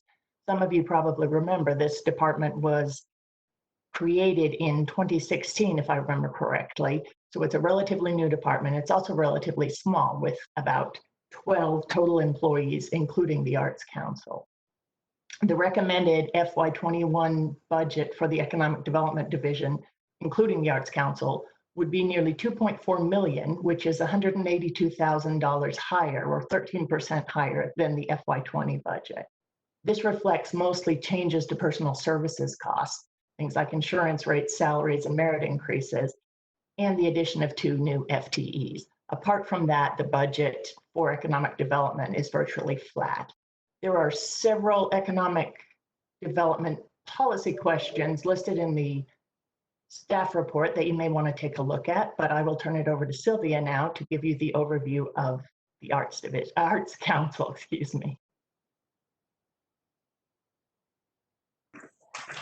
Sorry, just unmuting myself. Hello, council members. The Arts Council Division provides public programming and support for the arts in Salt Lake City. The division has a staff of 6 employees. The budget shows an increase of approximately $271,000 as compared to the last fiscal year, primarily due to an accounting change moving cultural core funding to be combined with Arts Council funding, since the Arts Council manages those funds. Couple of noteworthy items in the budget. There's an addition of a part-time budget and operations manager in the amount of $37,500. Another item, the Arts Council anticipates a decrease of about 20% of the ZAP Tier 1 funding for this coming fiscal year. And that's something the Arts Council, Felicia and Kelsey might be able to address for you. So with that, I believe Ben has a presentation.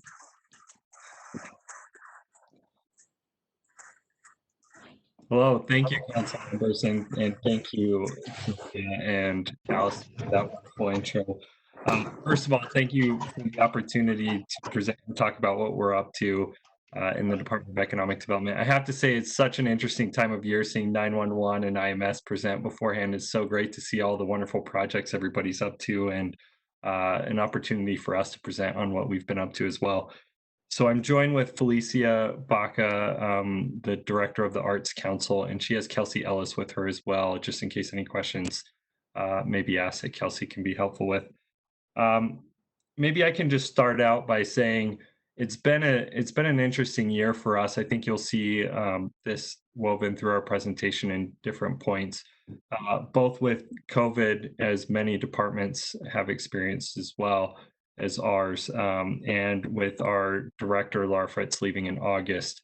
We've been, remaining responsive to a lot of the needs of our community and still moving forward, but it's been a climb, to say the least. So appreciate the opportunity to talk about the initiatives that we've been working on, and we can go ahead and move to the next slide, Sylvia.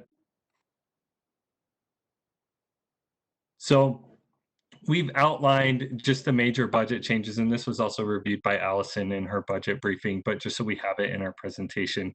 The four major shifts that we're looking at in our department are listed for you. One big update for the council, and something we've requested as of earlier today. It's unlikely council members have heard this yet, but we're working on a major initiative, which you are aware of, in terms of hiring a tech manager and really putting our stake in the ground for tech in economic development in Salt Lake City. And so what you haven't heard is so we'd like to be engaging council throughout the process of developing that plan, and we've requested some small group meetings over the coming months ahead. We know it's budget cycle right now, but as soon as we get out of the thick of this, we'd like to be engaged with policymakers as well on what that development could look like. We also had a transfer of the small business loan officer to the Department of Economic Development. So this transfer was part of previous conversations to transfer the EDLF into the Department of Economic Development. This position was previously housed in CAN, and we've been working on some of the housekeeping measures for that program to be shifted over. Council will definitely hear from us in the coming months on some ordinance revisions and just standard housekeeping that will have to take place there. We've also requested a part-time person to work with the Arts Council on some initiatives. Overall workload, and Felicia Baca will go into this in greater detail later, but overall workload coming from the mayor's office down to economic development and the Arts Council as a result of the advisor position being shifted out of the mayor's office for the arts. So we have a part-time person who is helping to facilitate those programs for now, and we may be looking into additional requests in the future, depending on what the budget looks like moving forward. So, and finally, we are looking at some salary savings by holding some vacancies in the department. This amounts to about $104,000 over 6 months. You can go ahead and move to the next slide. Thank you. As I was talking about earlier, COVID definitely had a role in this year's budget. So what did it start in March? But it seems like 2 years ago that we must have been through a few budget cycles already by now. But when our department saw what was happening in the writing on the wall for what the impact was going to be for some of our local businesses, we basically went into war room mode and put up a whiteboard on what we needed to do, and we were all hands on deck to figure out how we needed to respond, what we needed to do. And the first thing that we knew we needed to do was not be in our own heads for what our response looked like. So we immediately put together a survey and put it out to businesses, and we ended up having 535 respondents come back and give us feedback that helped inform a lot of the requests and conversations that we've had with council so far. And one of the biggest pieces of feedback is that businesses out of the gate needed capital. They needed it fast. They needed it to be flexible and low interest. And so that was a lot of the conversation that ended up leading to our request to council for the emergency loan program. So that program has been administered, and it was one of the first programs in the nation that was put together for emergency loan relief, with the end goal of bridging businesses to the SBA programs that are now in place. In addition to the ELP program, our team received some wonderful outreach from Ty Burrell from Modern Family. Many of you may know him, really asking us how he could help and what he could do to help particularly the food and beverage industry, who is one of the most impacted by COVID. Is they're one of the first to go out of work and one of the last to come back. So to date, the program, we've partnered with the Downtown Alliance and Ty Burrell, and the program's received nearly $600,000, and is we're still in the process of administering those funds to the community of food and beverage workers. So so that program is still underway. And Felicia will be talking to this, I'm sure, here shortly, but the arts has also been highly engaged on COVID relief efforts with their work through the art barn and the food distribution program, as well as assistance to individual artists and what we've engaged the council with prior in the year. And so I bring this up as a main slide to talk through some of the priorities and time that we've put into this, because as we'll proceed through the presentation, it isn't without impact to some of the other focus that we have with our department. And we just want to raise these efforts so that that context is understood. And we would definitely welcome any questions about this further in the presentation. Go ahead and move to the next slide. Some challenges that we foresee ahead in FY21. We understand the city's budget situation, and we are completely amenable, of course, with some of the shifts we're all making and sacrifices we're all making as departments and as a city. Some of the challenges that we are looking at in the next year is some of the vacancy savings that are realized in our proposed budget will be a constraint as we hold positions vacant in order to make those budget goals for the city. In addition, we will have some EDLF needs at some point. We did receive the FTE from CAN, and our understanding is that position shift did not require on their end any discretionary funding to accompany the position. So, as we think about training or program development enhancements, it's something that we may be coming back to the council to at a later time. And finally, the Arts Council, we're in an interesting position with Tier 1 funding, not only in terms of revenue being received into the program at the county level, which will reduce the revenue, even if we had qualifying expenses remain flat, but also our qualifying expenses have gone down year over year due to the Twilight concert series being shifted from the type of model it was, I think, as late as 2017. There are 3-year trailing qualifying expenses that do have an impact on the ZAP Tier 1 that we receive from the county. So that's also a budget implication that will be a challenge into the next fiscal year as well. Can move to the next slide. One important metric that we have as a department is looking at our Net Promoter Score. So this is essentially what businesses are saying to other businesses about being in Salt Lake. When we were created, we sought out in early 2017, sought feedback back from businesses on what they think of being in the city, essentially. And it came back on a scale from -100 to +100. Our rating was -24.91. And this, in large part, had to do with lack of engagement for businesses with the previous format. And so you could see how this has shifted in a positive way over time from 2017 to 2019. Typically, during this budget presentation to council, we already have that number. Due to COVID, we're slightly delayed, and we'll likely have that number sometime in late June or early July for this year. So we'll be sure to update the council when we receive that information. But for now, that number is outstanding. Go to the next slide. And this is just a benchmark for, where other companies are to date, so that the council has some bearing of what it means to be negative or what it means to be positive in brand recognition. We can go ahead to the next slide.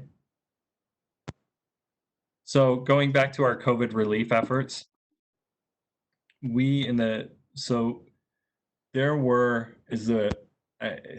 I look back on, early March as the world was falling apart, we knew early on in our war room, putting everything together, what information do people need?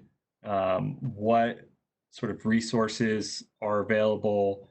Were all of these questions coming from businesses? We knew we needed to respond with good information for businesses. We saw a huge increase in our online presence, both in digital growth and our website, which you'll see on the next slide. And we can go ahead and move on to that one to the next slide.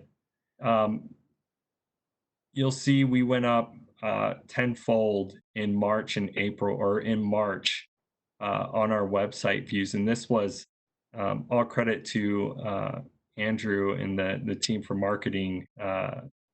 It says to us that we were in the right place on putting out information to businesses as it relates to the COVID relief efforts. Our website was where we communicated most of our information out to the general public because of the time that we were in and what we were working with, and having to be quarantined and staying at home. So,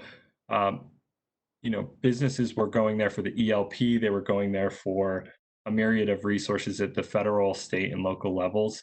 And so this really demonstrates that, really we were in the right places. We were getting to businesses and pushing this information out to them. Go to the next slide. All this said, we also, it seems like, again, a decade ago, we hosted the UN event earlier this year, our fiscal year. And, one of the reasons why we raise this as well is, as we begin to think about what economic development looks like, there was a reason that this event was hosted within the Department of Economic Development. It took a considerable amount of resources to pull this off, both in terms of the support, the generous support from the council and encouragement from the council, as well as staff time and energy behind this. One of the important things that is a takeaway for our department is really thinking as we build an economy and we think about our role in the economy, not just thinking about it from a perspective of business, but also thinking about it from, how to be inclusive and how to build an economy in a way that doesn't leave people behind, in a way that's sustainable as well. And so, at some point when we get back to some sense of normalcy and we can shift our focus out of some of the COVID efforts, we really do want to come back and sort of wrap our minds around how we're building an economy that's through the scope that we were talking about with this event. And so that's the main piece for the department level initiatives that we've been working on. And we can go ahead and move into some of the business development efforts as well in the next 2 slides. We can skip we can skip that slide and move on. So these are the high level metrics that we track year over year in terms of engagement with companies. How are we doing on recruitment? And how are we doing promoting some of the programs within the city? So as we developed this year, we were ahead of our metrics in several categories, but as COVID hit, we've started to fall behind, and it seems rather unlikely that we're going to catch up at this point. For both site visits, obviously, leads, and potentially wins as well, though we do have some in the pipeline that may come through. So this is important because As we go back out for our net promoter score as well, we're internally very curious about what this has in terms of an impact on how the results will be now that our sort of engagement in our traditional means has gone down slightly. How does that correlate back to our net promoter score? We're also curious of how the impacts of COVID will relate to that as well. So just one important slide for the council to see as it relates to some of our business development efforts. Go to the next slide. Just some wins for the department. Obviously, industry has been an ongoing win. It's the gift that keeps on giving. We also have some wins that are first timers on here, which are most of the other wins that you see on the screen. So we put these up here every year just as a reminder of some of the successes that we've had in terms of either assisting a company through the process and making a decision to be in Salt Lake or helping them through the process on their initiatives. And we can go to the next slide. So before I transition to Felicia to talk about the arts, one thing I'd just like to do is just praise Felicia's leadership on the arts. We were in a much different place 3 or 4 years ago, and Felicia's leadership in not only thinking about how the arts play into economic development, but also how the arts is really in our social fabric and how that social mission that we have is portrayed through the arts has been just fantastic. And so as they go through their strategic planning process, and as we've seen that sentiment expressed time and time again. And so as we bring that to a close later this year, I'm sure that will be a theme that the council will hear about as we update on how that progress went and how the planning efforts went. So without further ado, Felicia, please take it away. Thanks so much, Ben. Thank you all so much for having me. I'm almost in my almost at the 1.5 year mark, but not quite yet. And I just want to support or thank everybody for their support and engagement during this time. The first year was really about evaluation and stability and planning, and the opportunity to further integrate with economic development and to align with the mayor's office with the transition of that position is really exciting to me in terms of a really interdisciplinary focus of how we do fit into really the social economic development of a city. With that, I'm going to tell you a little bit about what we've been up to this last year, if you want to advance to the next slide. So these are just some of the public-facing accomplishments that we have marked this year. The Pages of Salt is the largest investment in public arts statewide. Some of you may remember that this continued through 2 previous administrations. So we were really proud to sort of set this benchmark for the residents of Salt Lake City and encourage artists in the future to kind of reach to this scale. And the RDA, of course, was wonderful partners in this and funded it. So this was a huge accomplishment for us. We also finished the stakeholder engagement plan, which gives us a template not only for the Arts Council to do consistent stakeholder engagement in the city, but to also, I love to see it serve as a template outside of even our division or department. And by the end of the fiscal year, we'll have 5 annual sessions complete with that. The next thing is a new project we launched at Finch Lane, which was the first picture we showed. It's called Flash Projects, and that was in response to feedback for more interdisciplinary art projects that were short-term and temporary in nature, and to have better utilization of the art barn. So 3 times a year for a week, we are doing new programming at the art barn, and we had our first round of that, which we had a great crowd, over 120 people, and was really successful, and will go digital in our upcoming version. I'll talk about stats a little bit later, but something we really focused on that I think was lacking when I came on was strong strategic partnerships. And that was really part of something we saw come out of the gap analysis was awareness and visibility of the Arts Council. So our partnership with SNS Presents for Twilight Concert Series was in its second year, and feels like we really nailed it from a curatorial perspective and from a partner perspective and the ethos of the program, and of course the financial stability. So we saw some really great outcomes there that I'll talk about.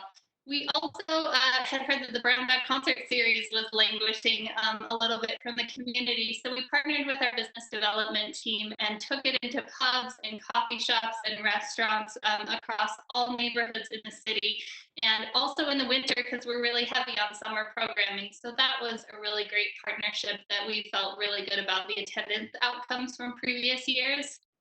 And then we completed our contract with the redevelopment agency to complete the Busker Festival, but not only that, the other programming on Block 70 that was part of a contract for pilot programming. So we had wildly increased attendance out of that festival, which was really exciting and also gave us some new innovative ways to work with the RDA in the future. And then we had great partnerships like at Finch Lane. We partnered with the Utah Domestic Violence Coalition to talk about some of the issues artists were addressing in our exhibitions around violence against partners, and ran some workshops with that organization. So that was really great. And we awarded approximately 10% new grantees in the City Arts Grant Program. You can go to the next slide.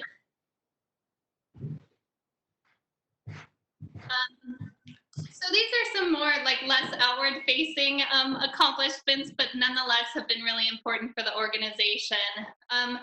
Some of you may recall that for some years there was an operating agreement between the Arts Council Foundation and the city that was drafted and for various reasons didn't come to fruition. And I'm happy to say that a draft is complete and ready for next steps, along with our bylaws, which have not been redrafted probably since the 80s, and are sitting in the attorney's office waiting for a little bit of help there.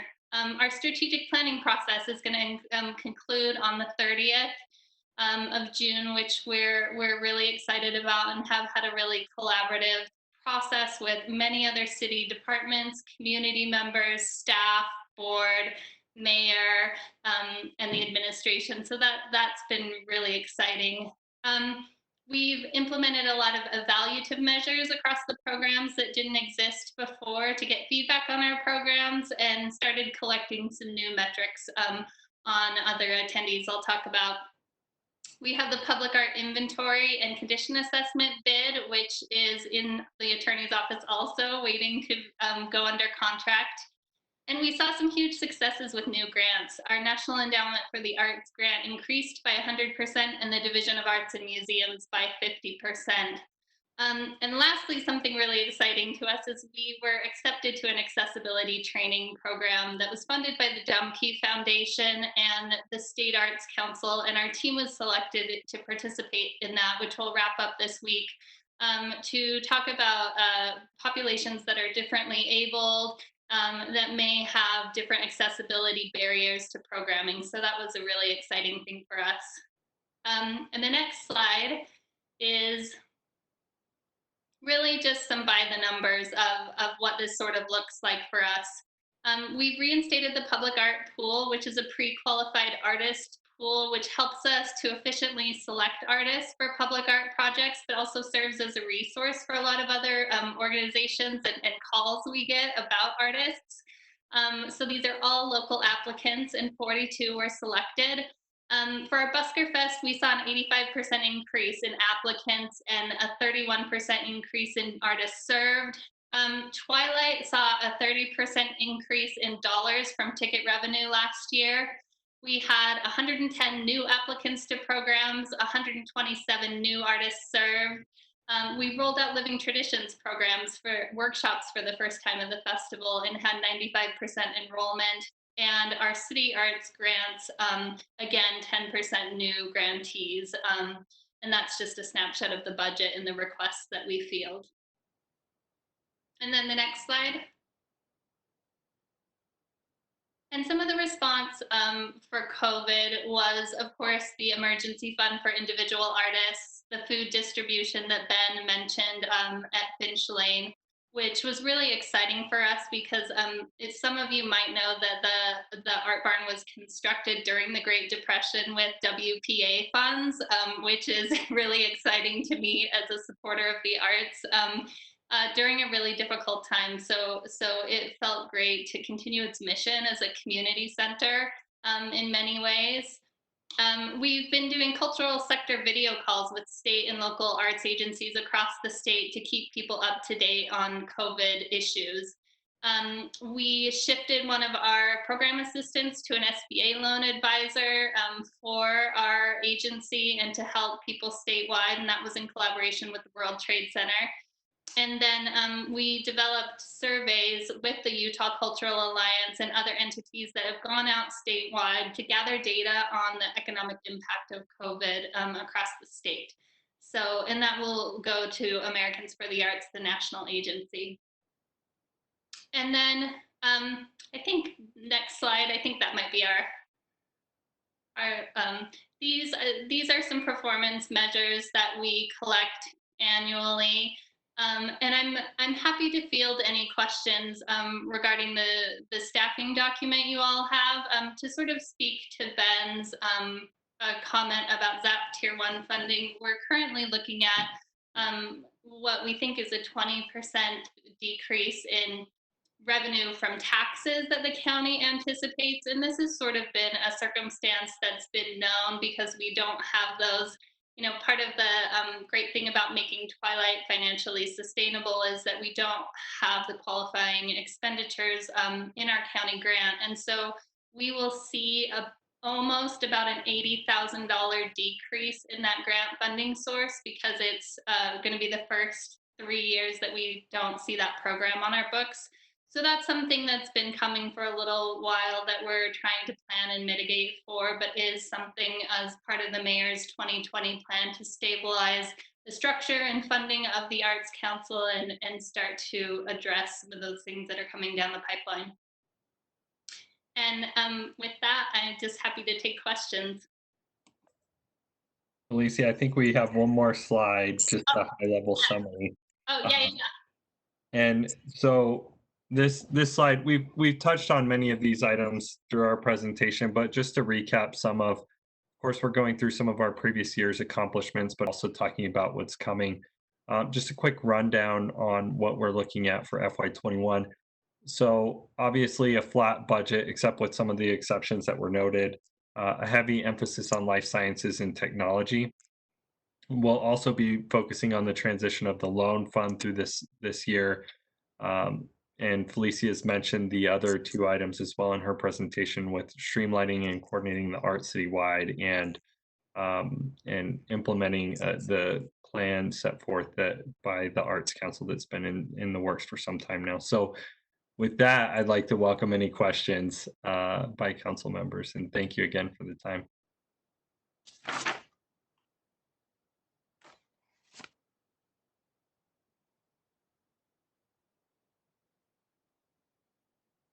Did we get kicked out?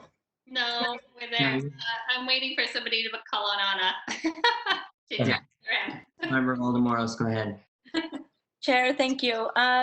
Thanks, guys. This is awesome. Thank you for the presentation.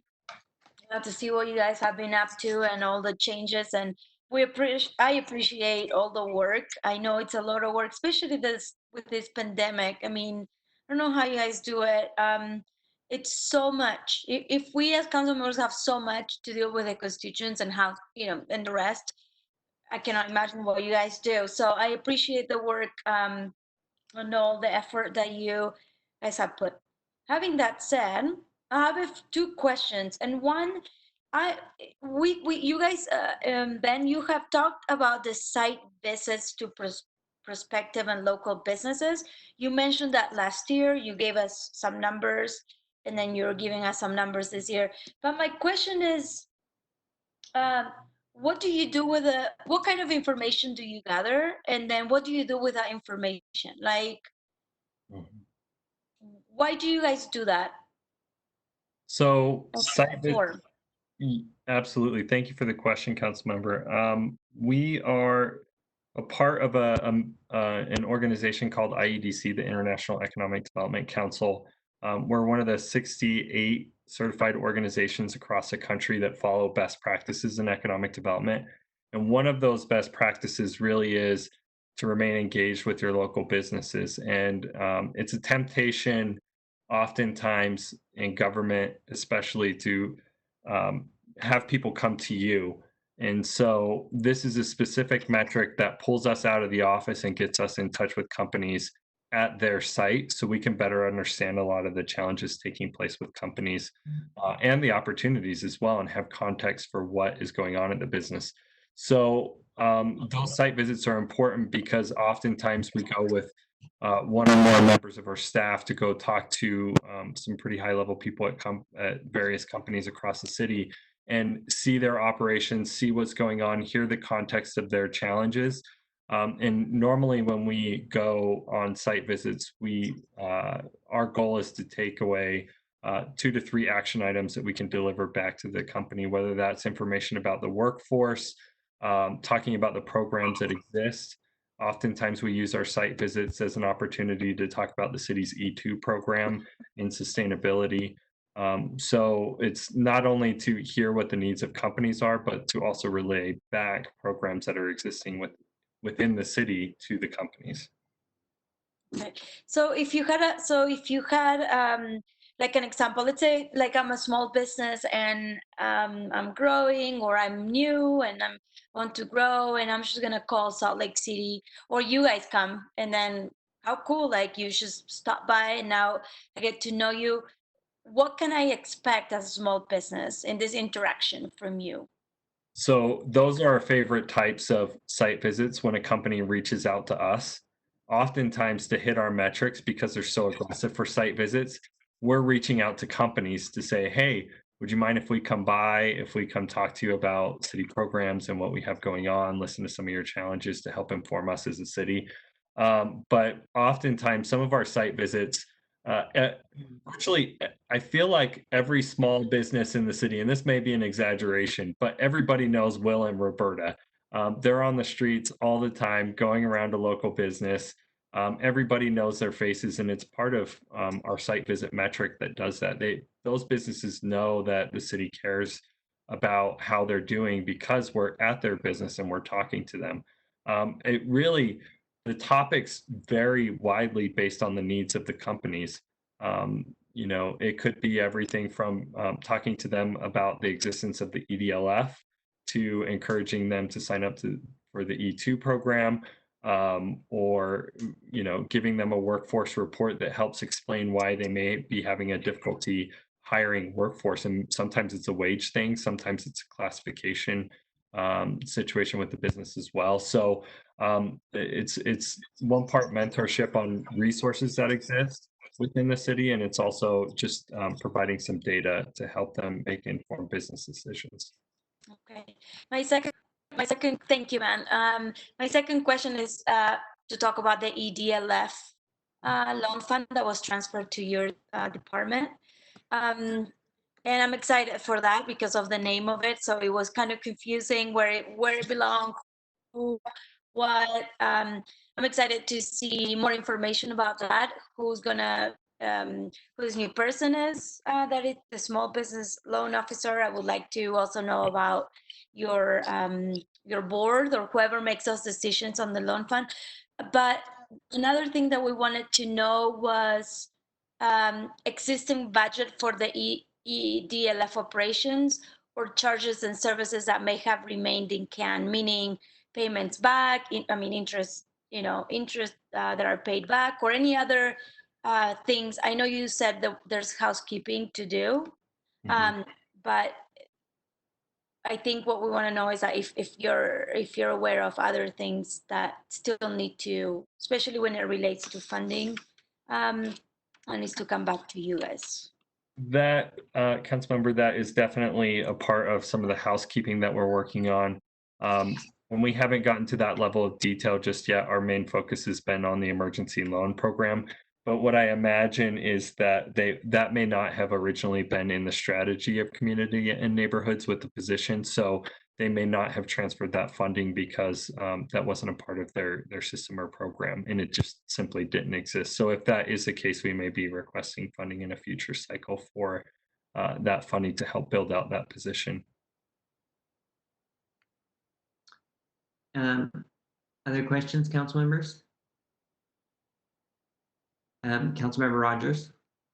Mine is in regards to a little bit into the emergency loan program, and I just wanted to commend you guys and all your efforts for that. It was quite impressive. My question is how fast you got those out. It was the timing was really quite unbelievable. My question is for all other loans, what's the process time? What do you shoot for? What are your metrics that you measure for, this was a successful amount of time period for us to process this loan, or this is how we could do better? How do you figure that out?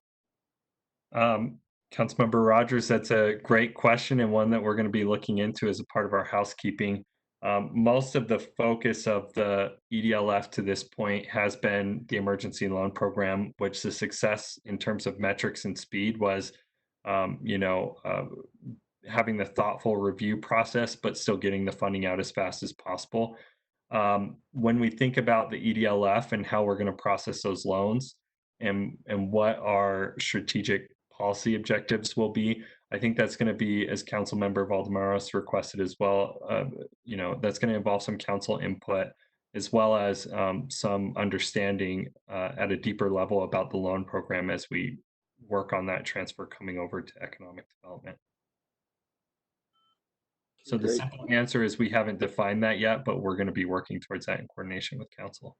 That would be fantastic. And then my other question is to follow up maybe with finance. We had this legislation come through in regards to looking for an RDA area over the entire city, or, giving opportunities for that.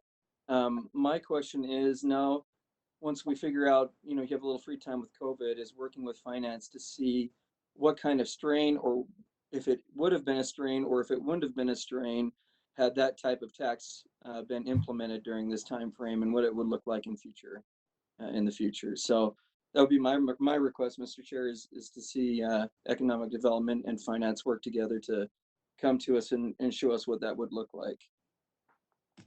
Okay. That's also, if I may say, that finance is looking at an economic risk plan, and that may be something that we can coordinate with finance on having that piece included in their study. Okay, so sorry, James, I was writing something else. What did you say that you wanted to have them come back to us on? I would love to see Ben and his team work hand in glove with finance to go over what would have happened during this time frame or future time frames, whether good or bad, had we gone to a tax increment that the RDA was looking at implementing through the legislature. Okay. Okay, thank you.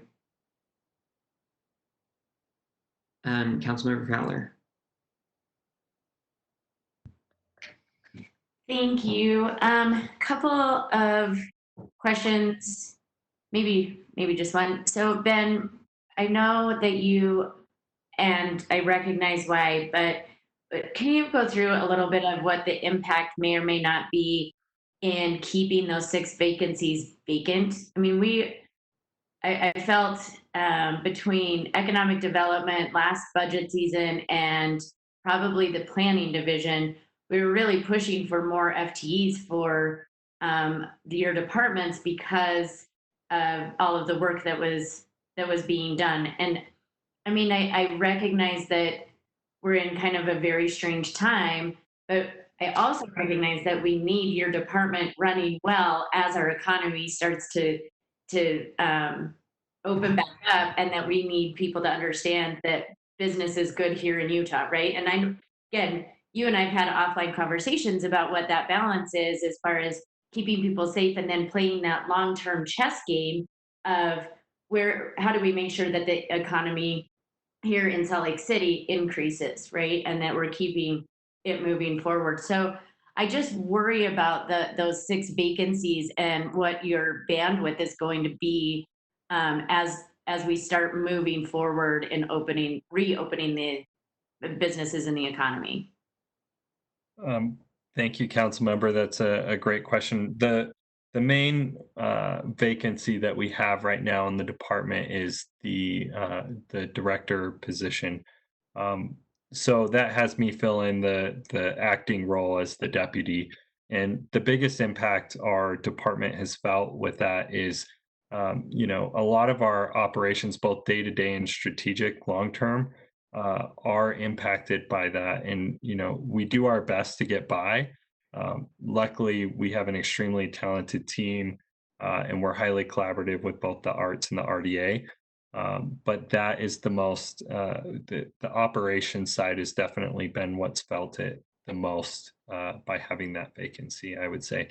As to the 6, I think that may be a typo in something that we sent perhaps, but the main vacancy is the director position right now.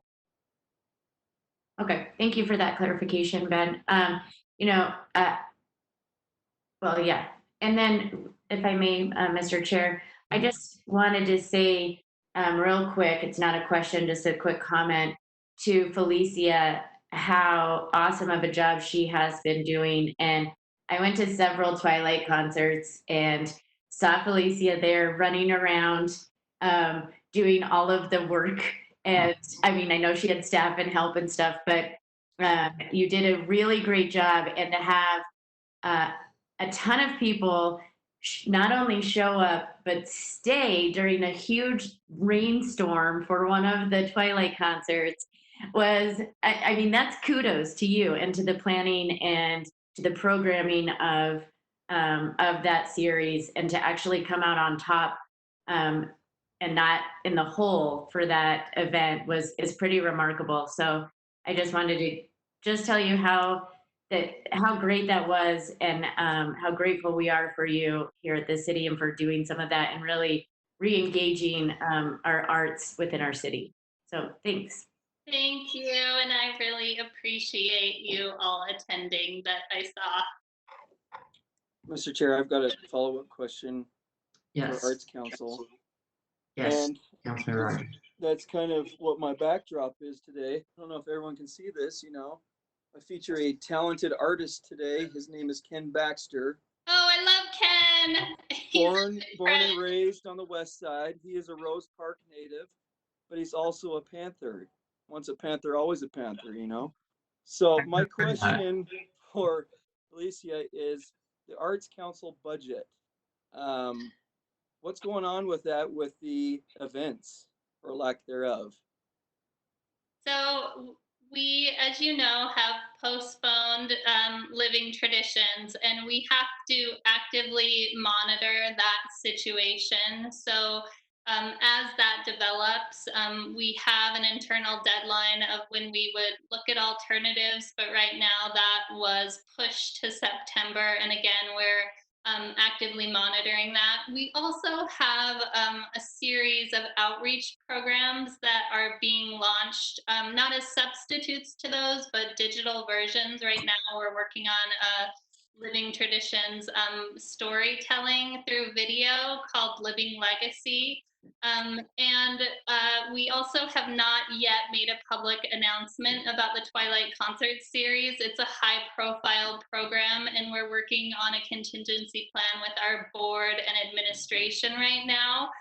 So that's coming very soon. But part of what we would like to look at with that model is, as we've done some of this research nationally, we had such a huge turnout for the emergency funds, and it's really our intention that the foundation's funds from these programs go to support those same communities.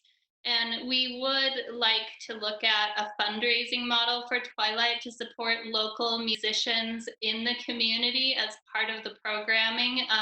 We were unable to field a large percentage of grant requests, and so that's part of what we're looking at going forward.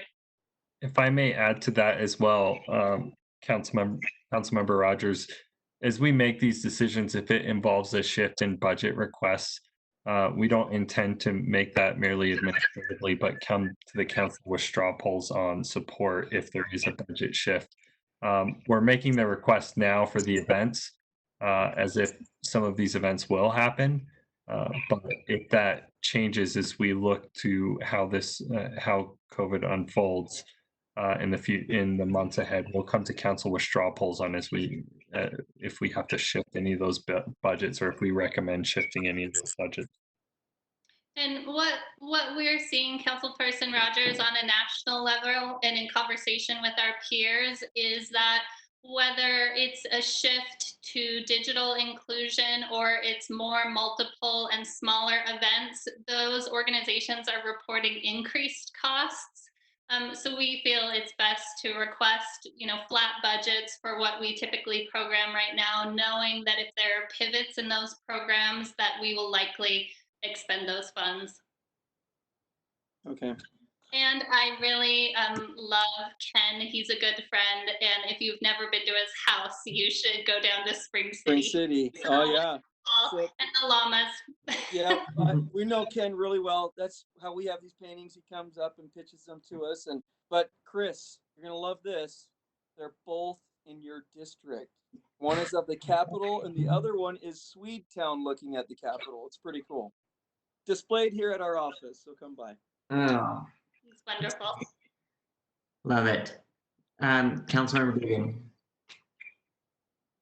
Thanks for the brief. Dan, I have a question about your net provider score. You provided 5 companies, all profit companies, all billion-dollar companies, Facebook with a -50, under par, Nike scratch at 0, and Costco's got a handicap of 79. Or actually, that's a good side, right? 79. It's good. They're all for profit, and I'm not sure how that net provider score affects their business. And so how does it affect our revenue? You've seen it go from -20, whatever it was, -20 to +6, which is a great improvement. But how does that affect our revenue for the city or the revenue for the businesses in the local area? So the main measure of the net promoter score is how much a business, how likely a business is to recommend your product to another business, right? Or how satisfied your consumers are. So if you're a business in Salt Lake City, how likely are you to recommend Salt Lake City to another business who's thinking of locating here? That's important because our team, it's an important metric. Our team our efforts are amplified if we have businesses doing our work for us to tell businesses why it's so great to be here in the city. If they're detractors for having other businesses come here, it makes our job so much more difficult, and ultimately that plays into what are the impacts on the sales tax, or what are the impacts on the new property being developed, right? Those are all indirect impacts, but definitely play into the business climate and businesses selecting Salt Lake City versus another area. So another question. So have you seen a better working relationship and an improvement since the scores improved? Have you seen it easier to get businesses here because of that score, or it just kind of goes hand in hand? So a lot of the businesses that come in and invest happen organically, and we may not have a touch point with them. We try and have a touch point with many of the larger deals. I think the biggest trend that you'll see over time is many of our early deals were out in the Northwest Quadrant area, and because of some of the inland port situations in the Northwest Quadrant, we've shifted our focus back into the city. And so you don't have as much massive CapEx taking place because it will be a business that's locating in office space that already exists downtown, for example. So I think over time, even though our net promoter score has gone up, it may appear like our total investment's gone down, but it's just in relation to the deals that we're involved with. Overall, our CapEx and our jobs, those metrics are merely metrics that say, are we playing in the right places in economic development? Are we recruiting the right types of companies? not a success that we actually created that in the tax base, because ultimately that's the company and our role is an indirect role, right? Thank you. Okay, thank you. Any other questions for economic development? Mr. Chair, Oh, yes, Cindy Gus Jensen. just a quick note, and Ben wouldn't be aware of this because the conversation took place before he was there, but if the council is interested in following closely this score that Ben is referring to, we probably should spend a little bit of time with economic development on that and come back to the council. We had raised some concerns about the very first data that came up. Um, it was not a big sample, and the department indicated that they weren't planning to use that as a baseline in the future. But I'm not clear. It sounds like maybe they have used it as a baseline. So it may be not a problem at all, but I do think if it's going to have a lot of attention from the council, it's probably worth asking Allison to do just a double check on that with Ben so that we can clear up whether that is the same set of data that we had a concern about or if they have new data. So we'll do that follow up with Ben if the council's interested. And just to clarify a little bit on what Cindy said, it actually wasn't the sample size so much as the bias in the sample.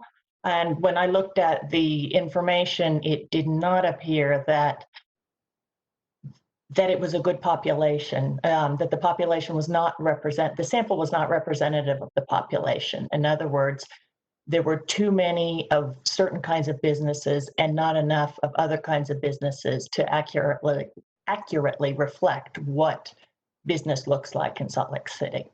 But again, I'm happy to follow up with Ben if council members would like. And is this like something that the city provides this information to get this rating, or do they collect this information on their? Who gives the rating? We actually work with our colleagues at EDC Utah to put this rating out.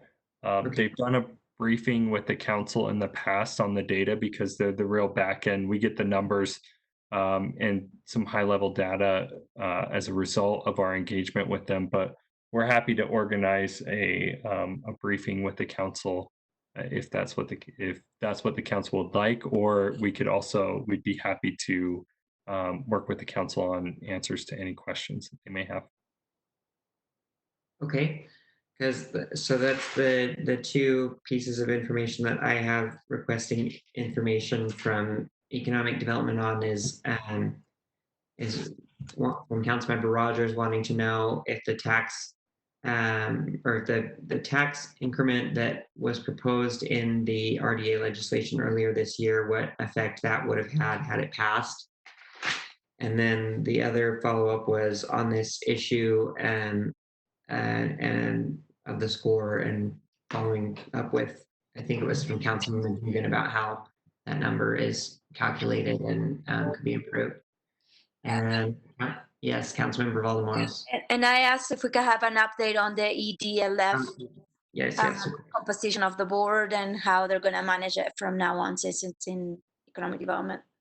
Yes, and then the question from Councilmember Valdemoros. And if I may offer on the EDLF, that may be more of a long range request, whereas we can coordinate the other two, hopefully in a little bit of a quicker fashion. But I believe the EDLF will be more of a conversation that involves council as well. Okay. Great. Thank you very much, Ben. We appreciate it. Enjoy the time with your new baby. And everybody, that brings us to agenda item number 5. We're scheduled for a tentative break. We're a little bit over, but I think instead of skipping the break, we'll just take 10 minutes. So if everybody could be back at 4:37, that would be great.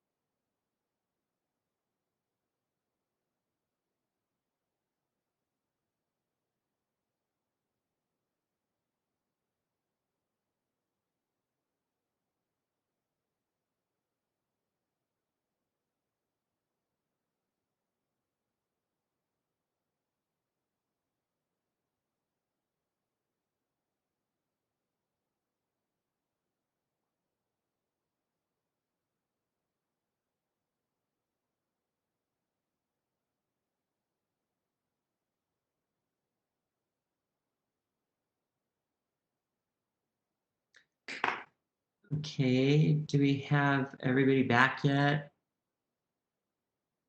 Well, okay. Got a quorum, so we'll go ahead and move on to agenda item number 6, which is the FY 2020-2021 budget for the Department of Public Services. So with us, we have Allison Rowland from the City Council office and Lorna Bowe, the Deputy Director of Operations for Public Services. And we also have available Christian Riker with Public Lands, Noel Walkingshaw with Administrative Services, Don Valentine, Public Services Financial Manager, George Camaro, Compliance Division Director, Jim Cleland, Facilities Division Director, Cabot Jennings, Streets Division Director, Lee Bullwinkle, Parks Division Director, and Lewis Kogan, Trails and Natural Lands Division Director, Tony Gliat, Urban Forestry Division Director, and Kim Thomas, Youth and Family Division Director. Did I get all that and get it all right? Almost. Who'd I miss? It's Don Valente, not Valentine. Oh, whoops, sorry, Don Valente. Whoops. And yeah, I'll go ahead and start, Mr. Chair. Thank you. The pages in the recommended budget, in the mayor's recommended budget book that refer to this department are B21 for the key changes, E71 to E76 for the department overview, and F30 to F38 for the staffing document. That's a lot of pages, in part because this is just a lot of department. It is one of the biggest departments in the city and provides very wide range of services. Many of them are public-facing services, meaning when there are changes in these services, residents notice it. It provides support services as well for almost every other city function. So things like keeping the lights on through facilities, building maintenance, all these sorts of background things that really make it possible for the rest of the city to do their jobs. The proposed funding for fiscal year 21, if we include the Fleet and Gulf Enterprise funds, which are two funds which are located within the division, would drop from almost 81 million in FY20 to just over 73 million in FY21. That's an 8.1% drop, but it is mostly because of a 6.7 million reduction in the fleet fund revenue. And Fleet Fund and the Gulf Fund will be briefed separately because of the size of each one of those units. So I'll just talk here briefly about public services besides those two enterprise funds. Public Services Department for FY21 is proposed to be just about 47 million, which is essentially flat, about $106,000, $107,000 higher than the FY20 budget. And this is all general fund money.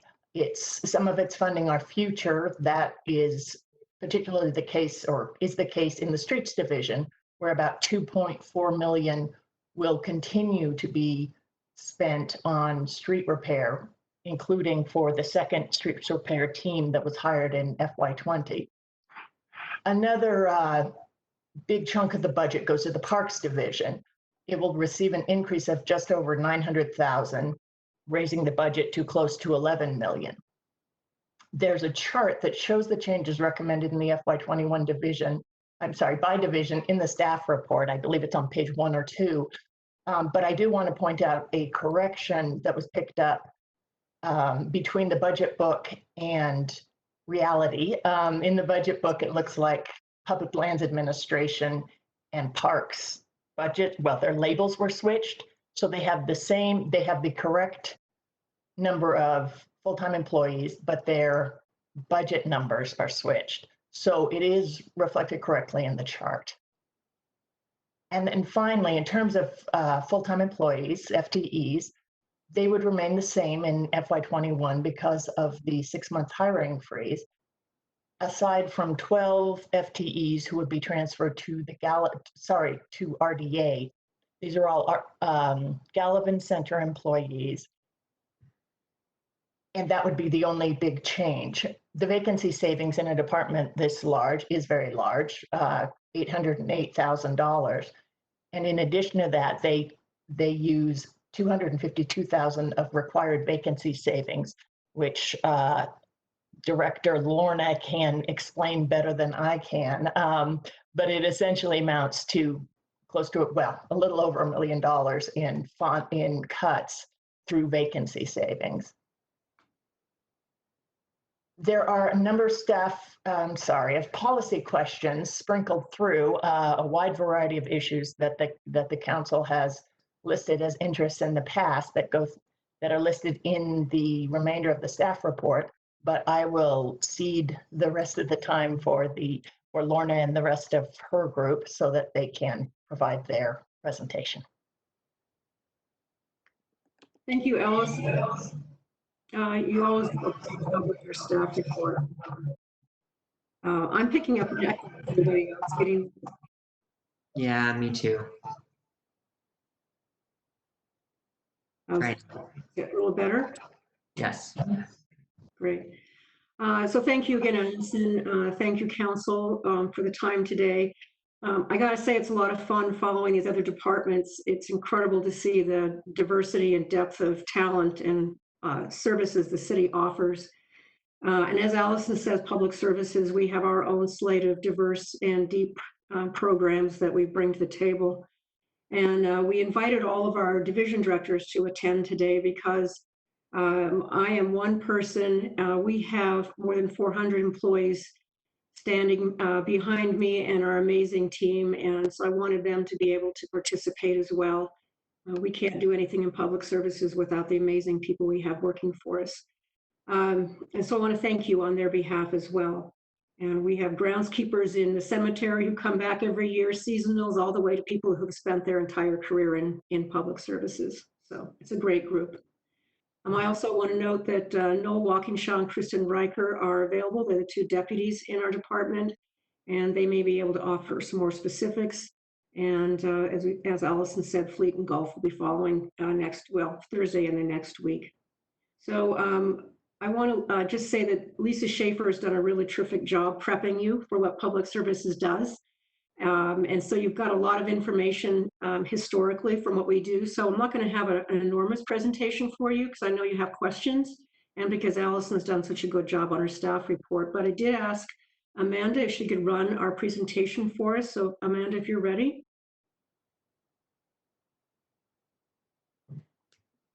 Okay, you can go to the next one. So there's our 10 divisions. You'll notice the big gap, which is saying goodbye to Gallivan, which is a sweet farewell. We've loved having Gallivan with us. We are retaining 2 special events employees, and in our budget ask, we are asking to make a 3rd employee whole because most of our events take place in parks, and so these employees will transfer into the parks division where they will really leverage the resources that are already in parks. Next one. This just gives you a layout of our organizational structure. All the people that you mentioned, Council Chair Wharton, are listed on the slide, and it shows the breadth of what we do. The next slide is a little bit different for us. We know that you have a lot of data about public services. We know you have a lot of historical information on us and a lot of programs. So this year we thought we would talk about not so much the data, but we wanted to show you what we do. So we have a really short video that our team put together, and if it plays, I think you'll really enjoy it. So Amanda, if you can hit play, let's see if it works.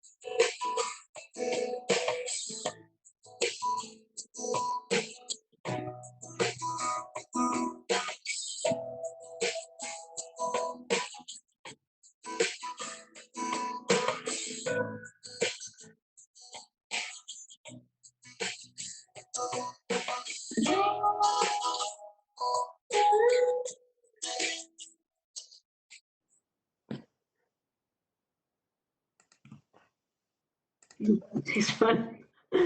Thanks for indulging us with that. We can't show enough pictures of amazing people who work for us and the work they do. So we thought we would just put that in. I hope you enjoyed it. Thank you. The next slide, this is our Foresight Initiative. This is not new. This is something we've been working on for a couple of years now. It came out of focus groups and planning with our divisions to see what are the overlapping initiatives, issues that face us. And these are the 4 that we identified. We continue working on all of these. Asset management is always going to be the bulk of what we do. And that's caring for everything from a police vehicle to a golf course. It's what we manage every day. It's the taxpayer investments and how to manage them better, smarter, and in perpetuity. Safety enhancements, because we have a lot of exposure, and that also includes our emergency planning. Project administration, because we have, I think we've got about 5 million in CIP this year, and we need to be able to manage our projects to make sure they're coming in on time. That's a partnership with engineering, but also with our in-house staff to make sure we can deliver these projects in a timely way. Workforce evolution planning, because we have all these employees, a lot of them are very skilled, and it's more and more difficult to recruit and retain. And so it's very important for us to keep skilled staff in public services. The next slide.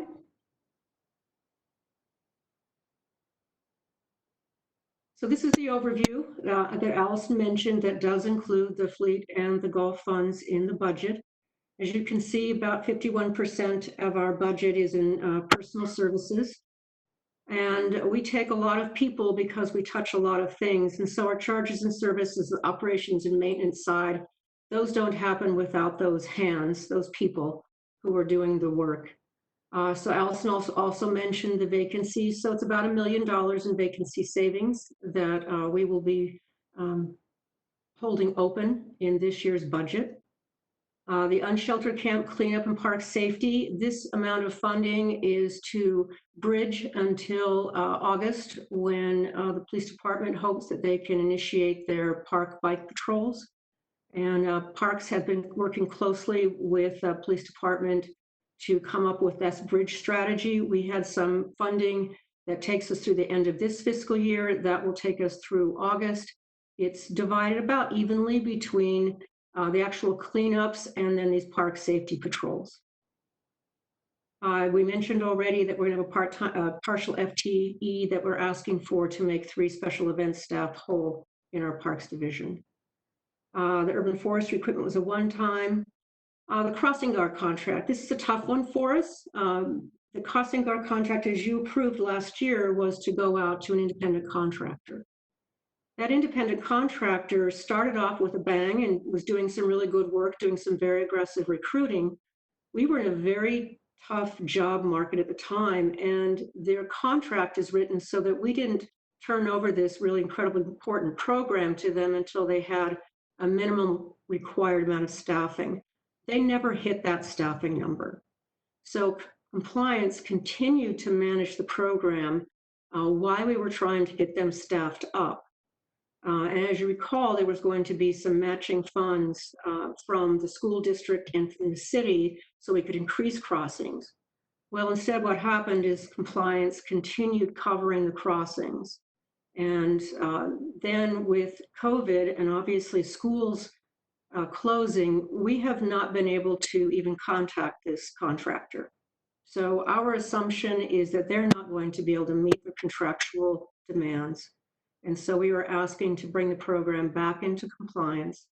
And within compliance, we will again do the best we can to cover, but we are going to be paying our guards $1 more an hour. We also think that they'll be happy staying with the city. And so the compliance division will work very hard to make sure this program is whole with no uncovered crossings for our schools. The Adobe IMS transfer is something standard that's happening. Tracy Aviary Water has been paid to the Parks Department. It's going to non-departmental, and Parks has been working closely with the Aviary They had some water increases from some of their new displays, and they're working really hard to now do some water monitoring. And then the Gallivan employees. So next slide. So with COVID and also earthquakes, which have really affected us, we know that everybody's in the same position that we are with making do with less. So as you know, we've talked about it many times. The challenges we face are meeting the demands for services. The city's growing, the city's thriving. We hope it comes back out of this stronger than ever, but that means there'll be more demand for our services. So we're going to have to anticipate those demands and bring on the people and the resources we need to meet those. Recruiting and retaining skilled trades. Some of our critical vacant employees right now are plumbers and electricians. These are people who are not coming out of school ready to jump into jobs. It's a tough market for us. We don't know what COVID's going to do for the job market when we're able to rehire, but right now we have several vacancies in our skilled trades. And as you know, we always talk about maintenance. We're trying to reframe that a little bit as stewardship. These are investments that past generations, the current generation has put into critical infrastructure and city assets. And if we don't take care of them, of course, they cost more to maintain in the future. And as we bring on new assets, there's always that competition for funds. And so that will remain probably our largest challenge. We also have opportunities. We'd like to explore ways that we can leverage the work of other departments. We're doing that right now with engineering and transportation. We'd like to work with economic development, find ways that we can do this planning for growth in ways that it's not always maintenance as an add-on to the end of a new project, but it's incorporated into planning from day one. Developing our workforce, we'd love to see if there's some ways that we can implement training programs and attract a diverse workforce that maybe could make a career, a future with the city. And then finally, we know that there are people who would love to give us funds to take care of some of these resources, whether it's a new foothill trailhead or whether it's investing in the cemetery or taking care of other assets. We'd love to find ways that we can do that. We can't raise the money all by ourselves, obviously, but we'd love to explore some ways that maybe we can do that. And we've started those conversations with finance. Next slide.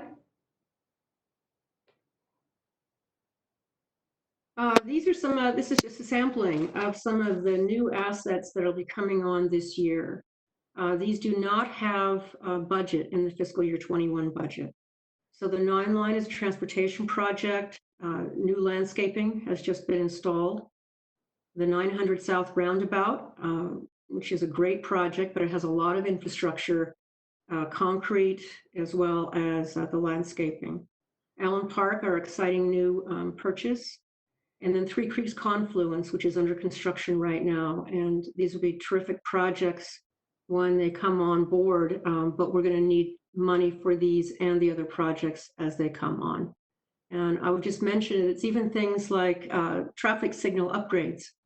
Right now, we're able to absorb the new technology that's been invested in some of these upgrades, but at some point, we're going to add more staff because we have more complicated signals to take care of. We have their underground utilities we have to take care of. So our work is becoming more complicated as these great new assets come on board.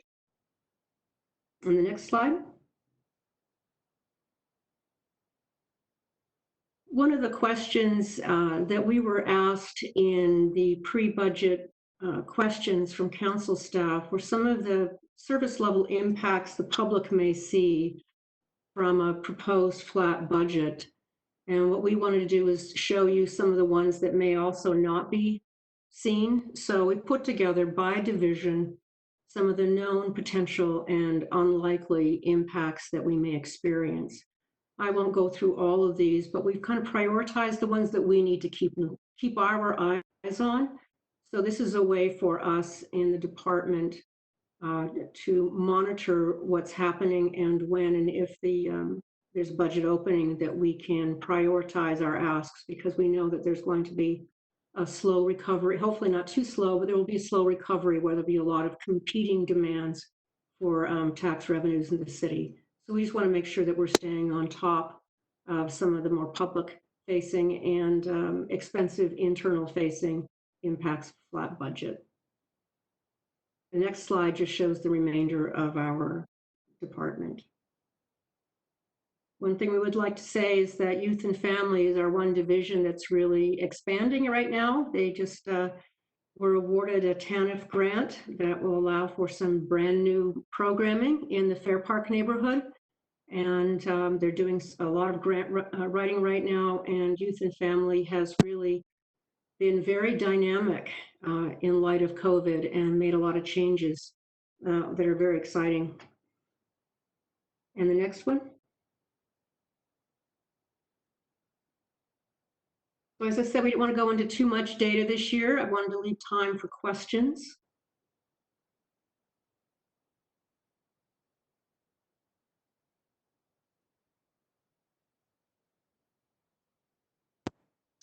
Okay, questions for public services?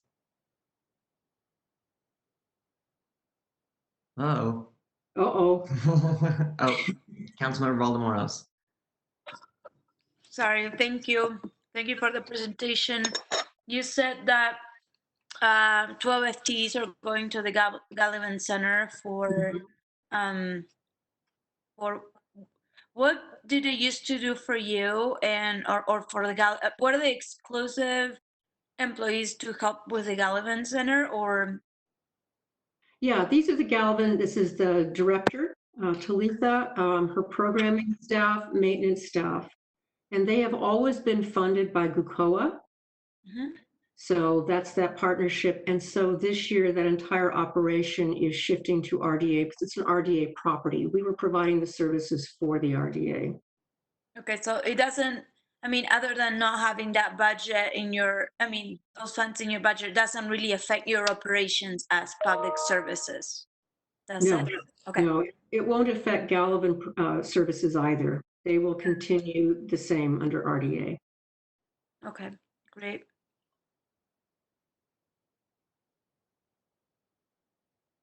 Councilmember Dugan.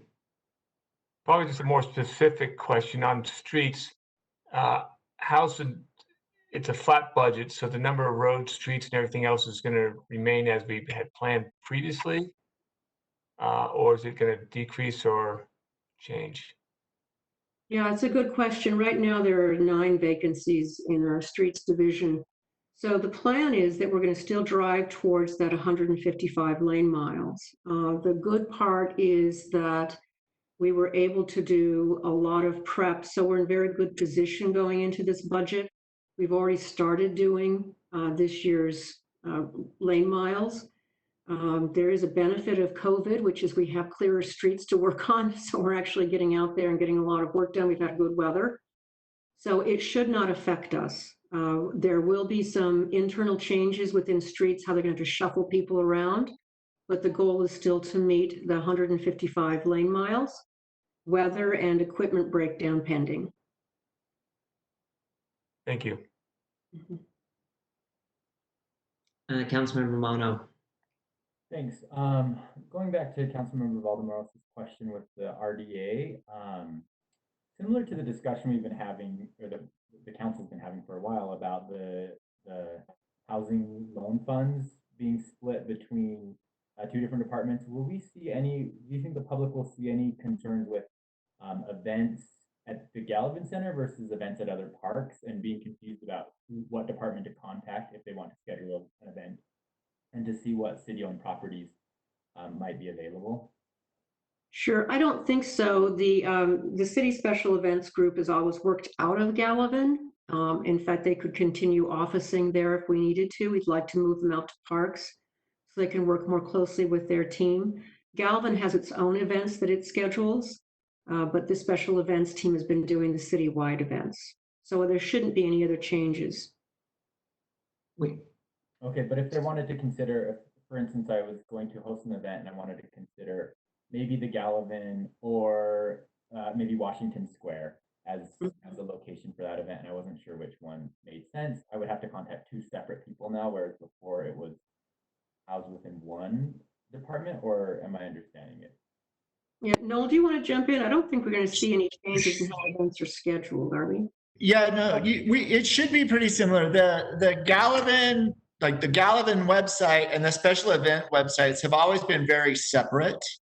So the Gallivan is essentially a private event space where the parks are public event space. So our event permitting team, which is 2 people, right, Ryan and Leah, manage all of the private or publicly driven events. Like if you want to host a block party, you want to host a filming permit, you want to host an event at a park, then you would go through Ryan and Leah.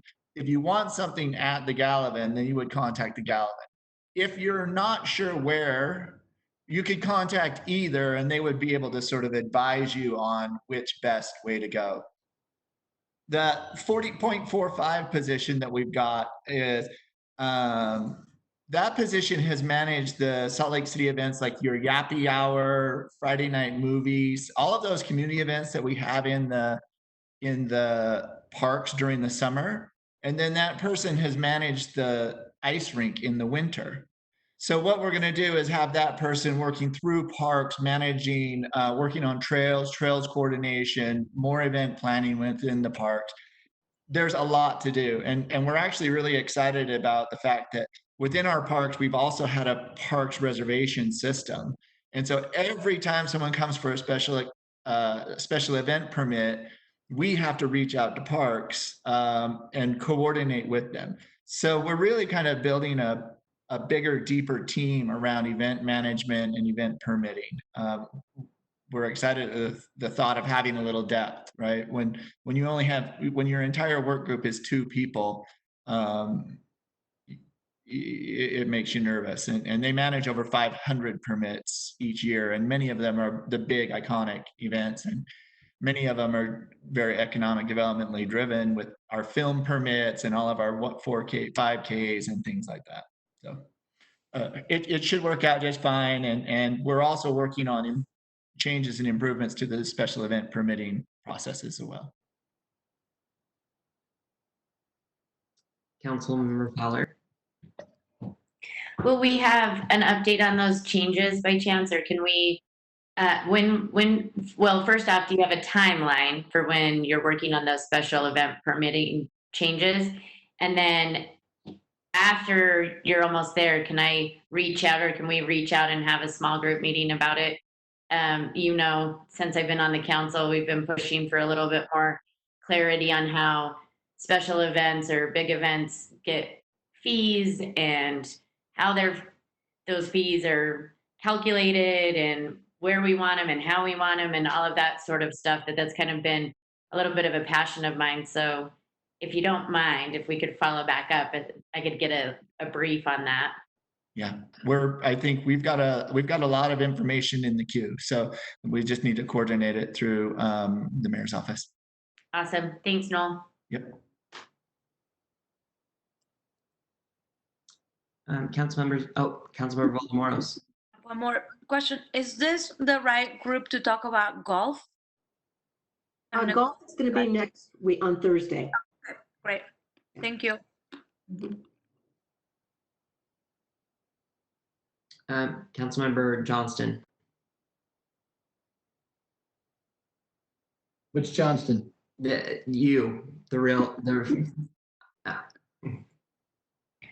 the real Slim Shady please stand up? It was too easy, Chris. Sorry. James Rogers. Thank you very much, Lorna, and your whole crew. Obviously, I'm concerned about the service impacts in weeds, in the crossing guards, and general sort of public maintenance stuff, streets potentially, but maybe lesser so there. I'm concerned about weeds primarily because even in good years, we've struggled to keep up on weeds on public lands. I'm thinking of the 9-line property, especially going west of Redwood. Obviously, the old water park is going to be an issue this summer, funded for weeds. For fire danger primarily, particularly with how dry it's been this spring. I know we're going to revisit the budget probably in December, November, December, but I'm really concerned about the summertime. So I think from a council end of things, I'm going to be pursuing with the council members any way to try and augment funding to help with that sort of safety issue for the weeds, particularly in my head. And then the second piece is the crossing guard issue for this fall. I know we don't have an answer yet, but it doesn't look good as far as that private contractor. Right. We probably need to know those things in advance of August, fair to say. Do we have a plan to, what's our plan to evaluate the viability of that operator prior to the school year, and then contingency plans if they're not able to do the crossing guards?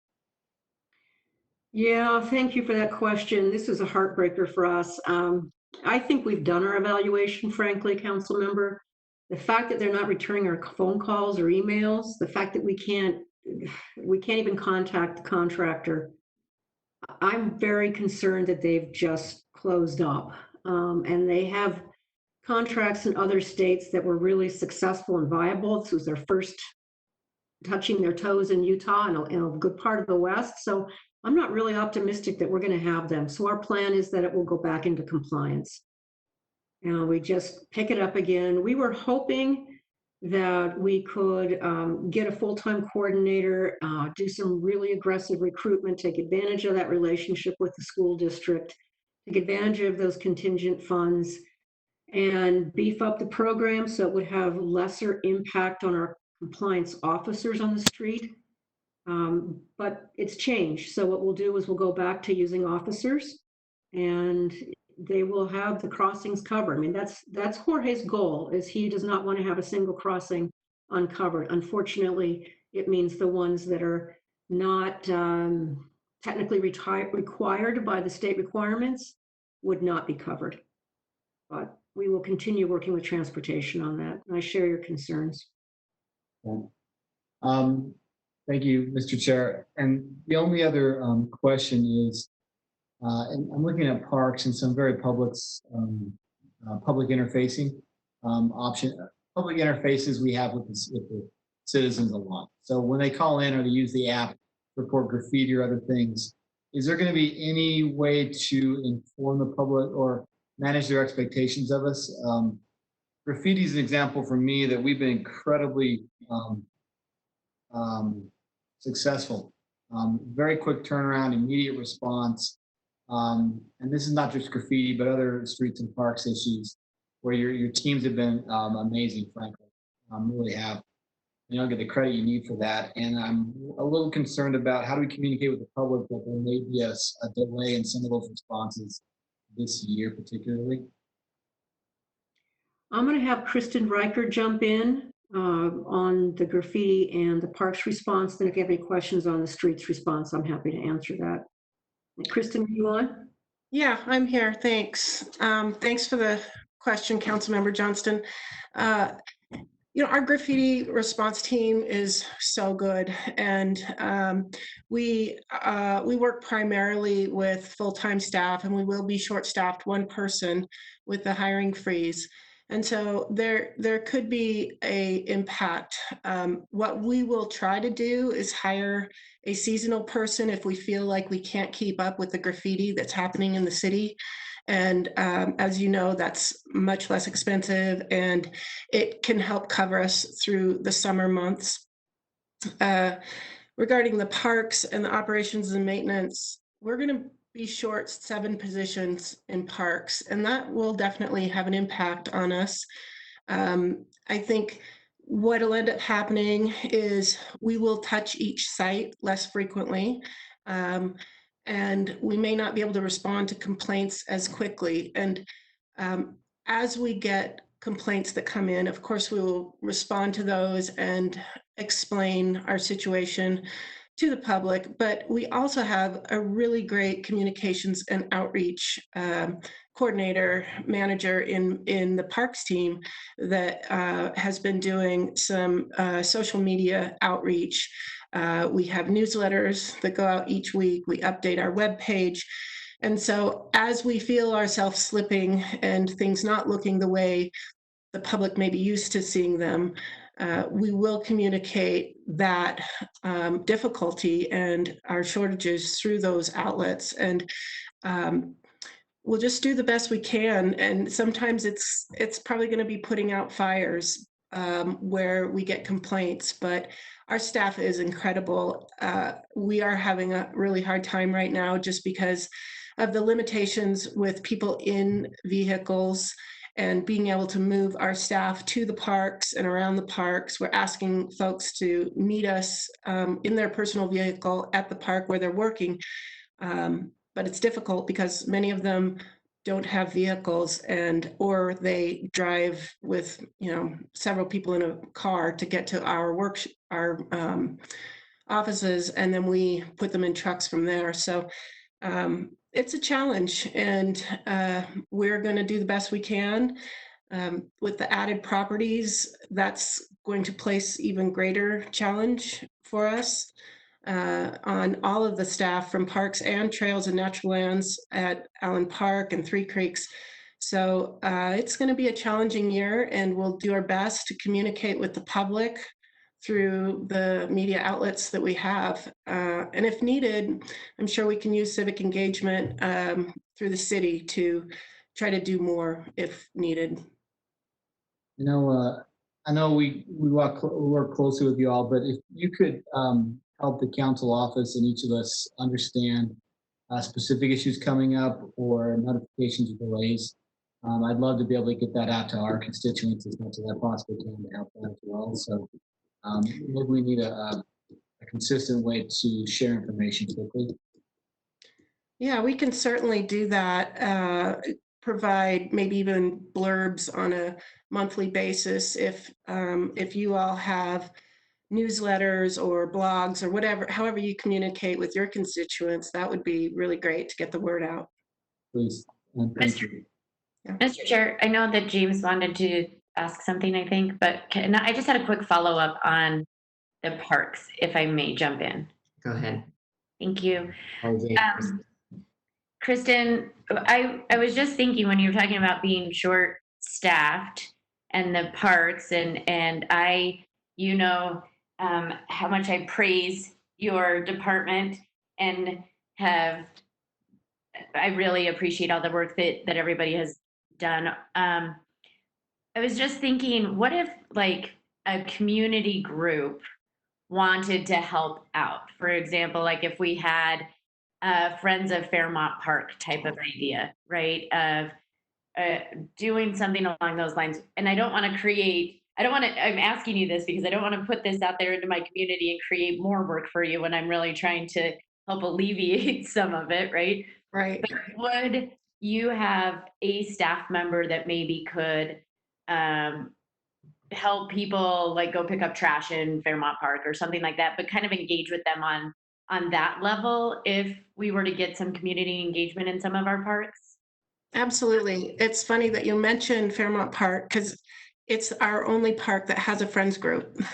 And yeah, so we have some really great folks that do like to get out in Fairmont Park and help us with some projects. And it's limited what they can do. There's a lot of garbage pickup. Sometimes we'll have plantings or spreading of mulch and that kind of thing. But they're huge help when they get together and get out there.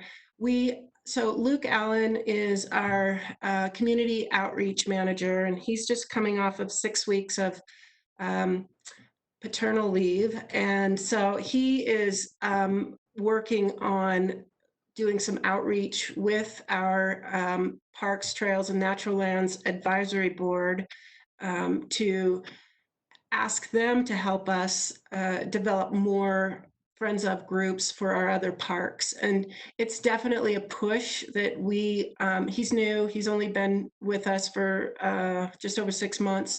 And that's one of his main focuses, is to put together Friends of groups, not just for the parks, but also for the cemetery and some other places where we could potentially use some volunteers or even advocacy or some work towards finding more funding or partnerships throughout the city.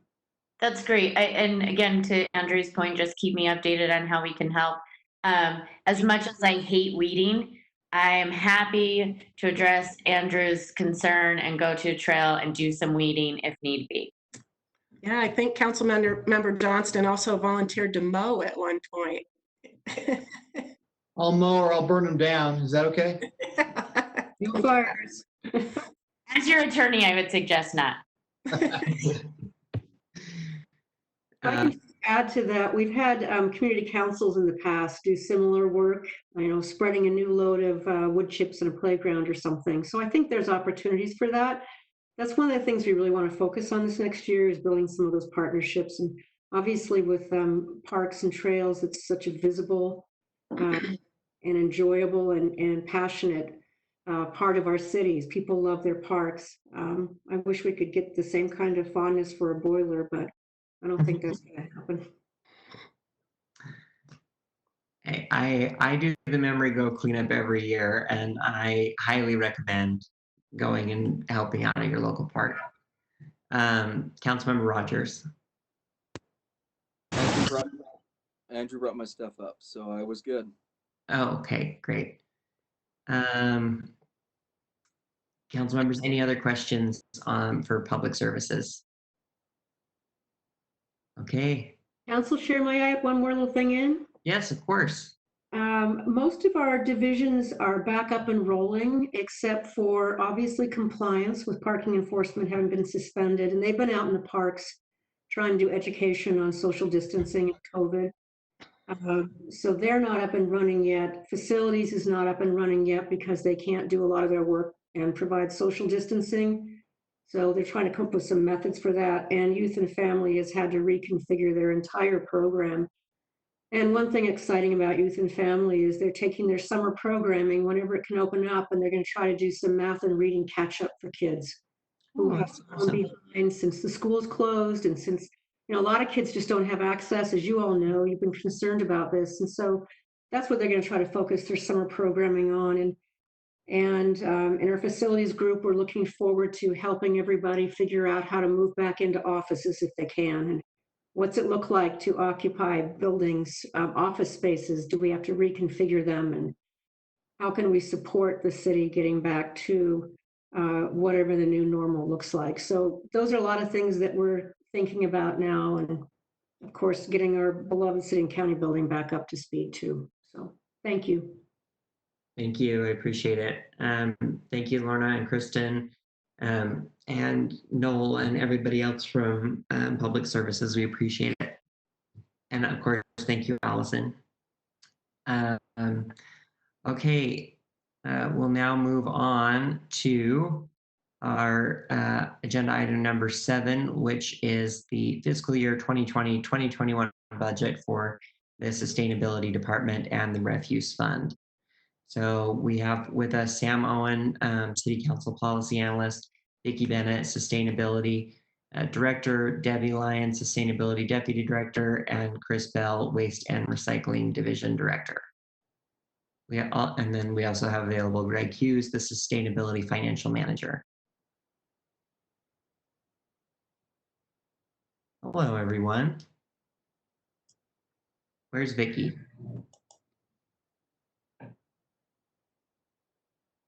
Are we missing? Oh, Vicki, are you there too?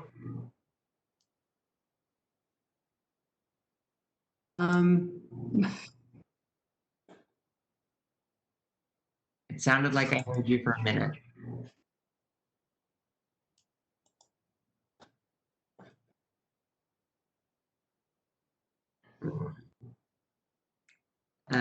Amanda or Cindy, do you know if Vicki is with us?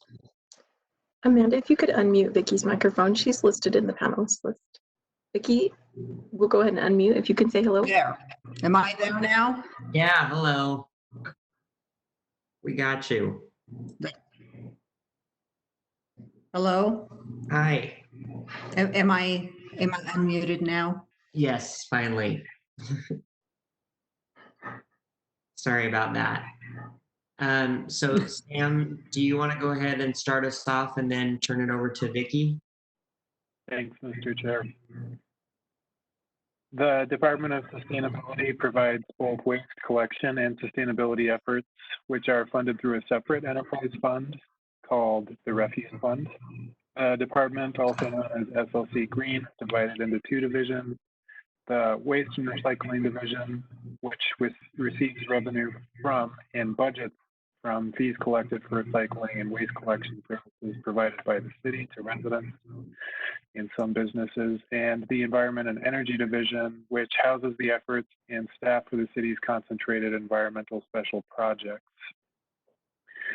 The department consists of 63 full-time equivalent staff. These FTEs would remain static year to year with the current FY21 proposal, with an increase in personal services of approximately $115,537 related to merit increases and other payroll factors. The fiscal year 2021 budget proposes a $16,515,384 expense budget, down about $2.8 million from last year's. This change has to do with a proposed reduction in capital purchases related to 5 new refuse packers secured last year as part of the council adopted budget, and an additional 3 packers proposed for deferral in this year's budget to a future year, of course. The department proposes revenues totaling $12,601,294 and would draw down its enterprise fund cash balance by projected $3,914,144. Revenues are proposed to decrease from the last fiscal year by a projected $2,345,435. The change is related to removal of last year's revenue line item related to capital purchases, as well as a projected decrease in can fee revenue of $217,802. Finally, the department's sustainability efforts through its Environment and Energy Division are not directly funded from rates collected for city trash and recycling service.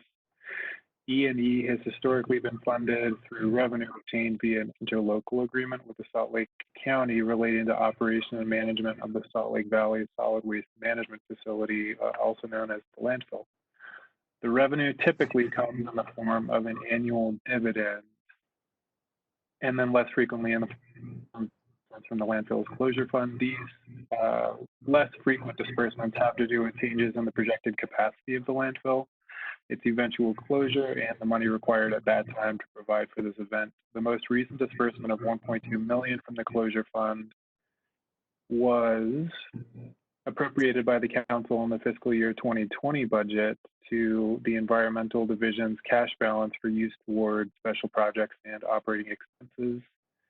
A sizable historical disbursement of $5.5 million appropriated to the division for projects by the council in 2015 is now fully allocated and on its way to being spent. Disbursements from the landfill are required by city ordinance to remain within the enterprise fund. So the upshot of that is that the E&E division would continue to draw from cash balance without having a projected kind of like stable revenue source as the city moves into the future, because there's no revenue from fees for services as the revenue that goes to the waste and recycling division. Mr. Chair. Yes, Councilmember. I've got a question for Sam. So the E&E fund, when does that expected to end without a revenue source from the general fund? Oh, so there's a projection. There are projections of fund balance in the staff report, and I don't have that right in front of me, and I am going to find it. But I want to, if I may, Mr. Chair and Council Member, ask either Debbie or Vicky what the projection of that is at this time. So when the environmental division would fully draw down its cash balance, if there were, you know, if the only revenue going there were to be the annual dividend from the landfill. Does that make sense? Yeah, I was planning to cover it in my part of the presentation, but it's the end of fiscal year 24. Great. Well, we'll just cover it twice because it's that important. Yeah, great. Debbie. Awesome. Sorry to interrupt you, man. Thanks, Sam. Thanks. I actually, Mr. Chair and council members, I'm at the end of the introduction. So if we could turn the time to the department. All right. Thank you so much, Sam. Vicky, if you want to take over. Council Chair, this is Cindy Lou. Yes. We're working on the video connection. Oh, okay. So it may be that we end up just turning off the video so we don't lose Vicky's sound. Okay. And Vicky, I'll go ahead and share the presentation when you're ready.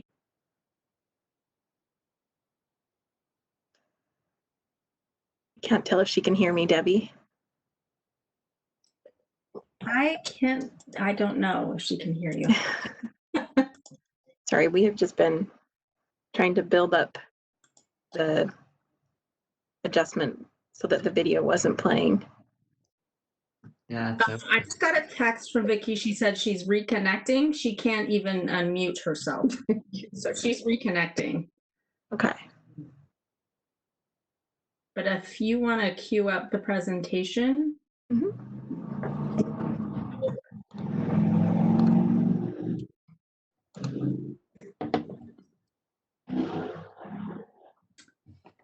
She says she can hear, but she can't talk. Amanda, if you could go ahead and work with Vicky and see if we can work on the microphone connection, that would be helpful. And I'll share the screen, Debbie, and Okay. Council Chair following your lead. Okay.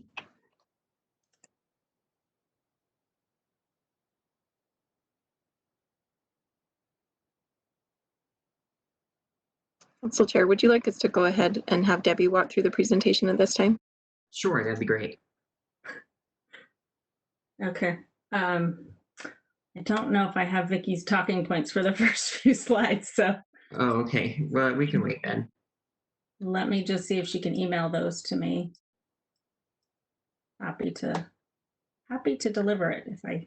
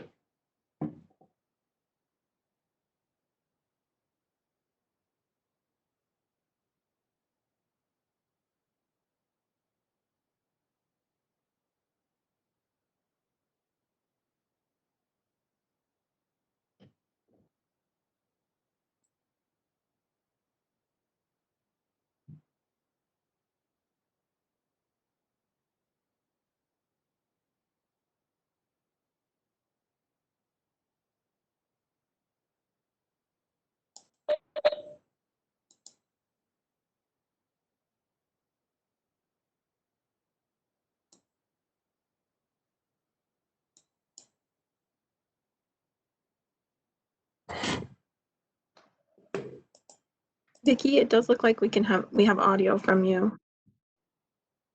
You just selected to turn your microphone off.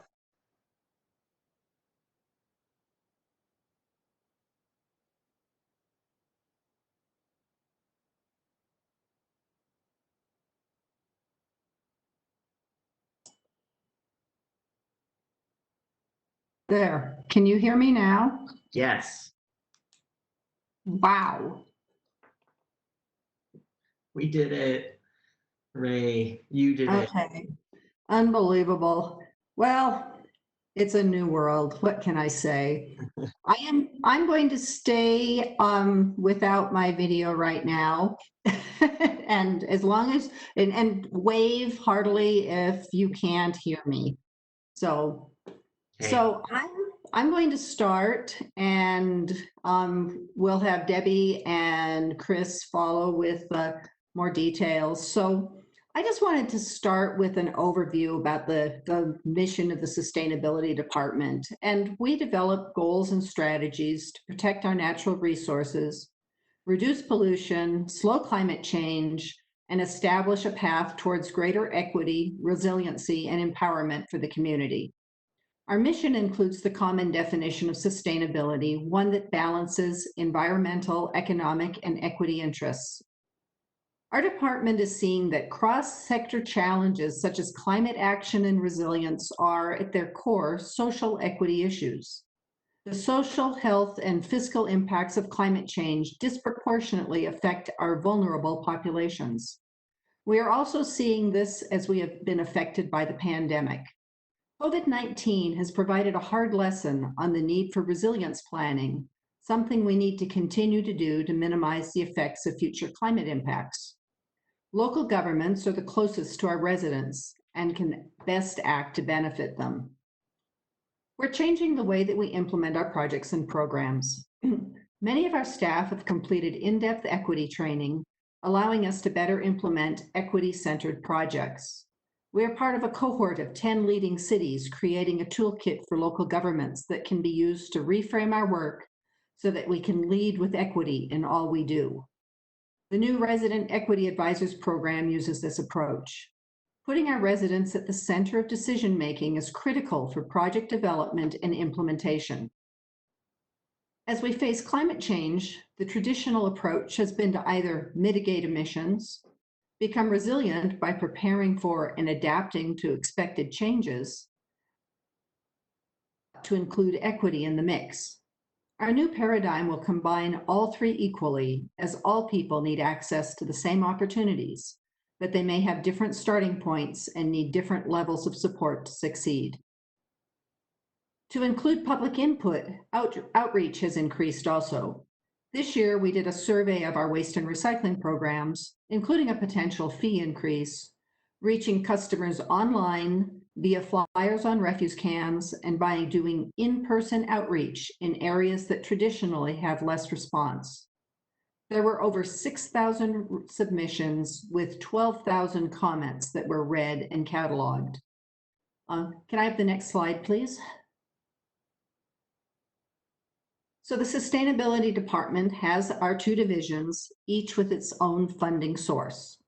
The Waste and Recycling Division is funded by refuse fees paid for by our customers. The Sustainability Division, which we often call the Environment and Energy Fund, has historically been funded by landfill dividends, disbursements of excess landfill closure funds, and federal, state, and foundation grants for the past 13 years. Recycling proceeds also supported the funds, but the value of recyclables has dropped so that there is no payment for the material anymore. We've been fortunate to have these funding sources and have accomplished a lot with them over the years, such as our solar farm, solar on city buildings, energy efficiency projects, electric vehicle charging stations, small support, food security programs, and community gardens. The largest source of money from excess landfill closure funds has been exhausted over these 13 years. Landfill dividends support some of the division's work, but not all. We've been working with finance to determine alternative funding options, and at this point will most likely request funding from the general fund in future years. We will continue to review options, work with finance and the administration on alternatives, and provide the council with frequent updates on our. Next slide, please. For fiscal year 21, though, we have two goals for our budget. As a result of our customer survey, we had planned to request an increase in refuse fees this year. However, due to the pandemic, we have postponed some expenses so that we can delay this need. We had also planned to begin requesting some assistance from the general fund for the Sustainability Division. But again, due to the pandemic and the reduced tax base that will be available to the city, we have scaled back our plans so that we will not need to request any funds this year. I have asked my two division directors to go into detail about their programs. First, you will hear from Chris Bell, who is our new Waste and Recycling Division Director.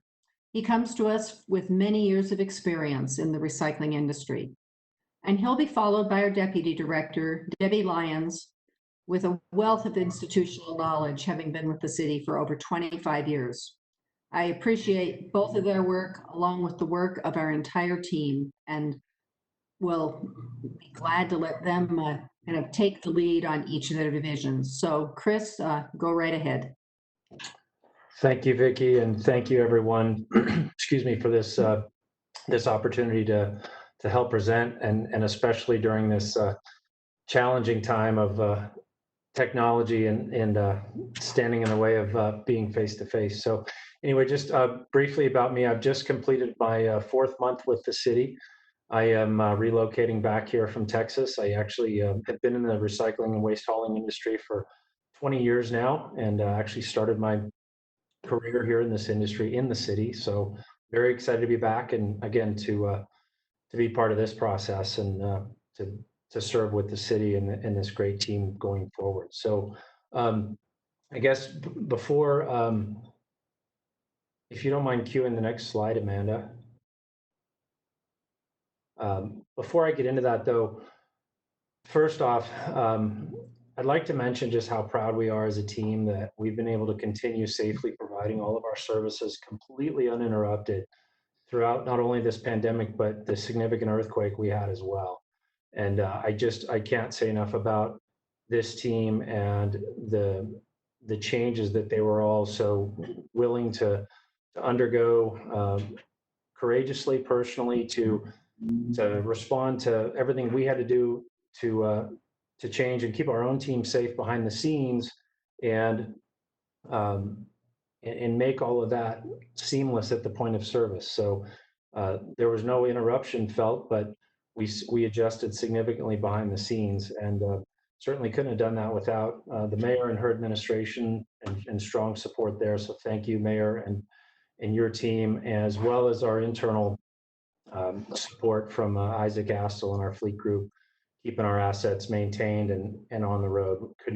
Absolutely could not do that without y'all. So appreciate that.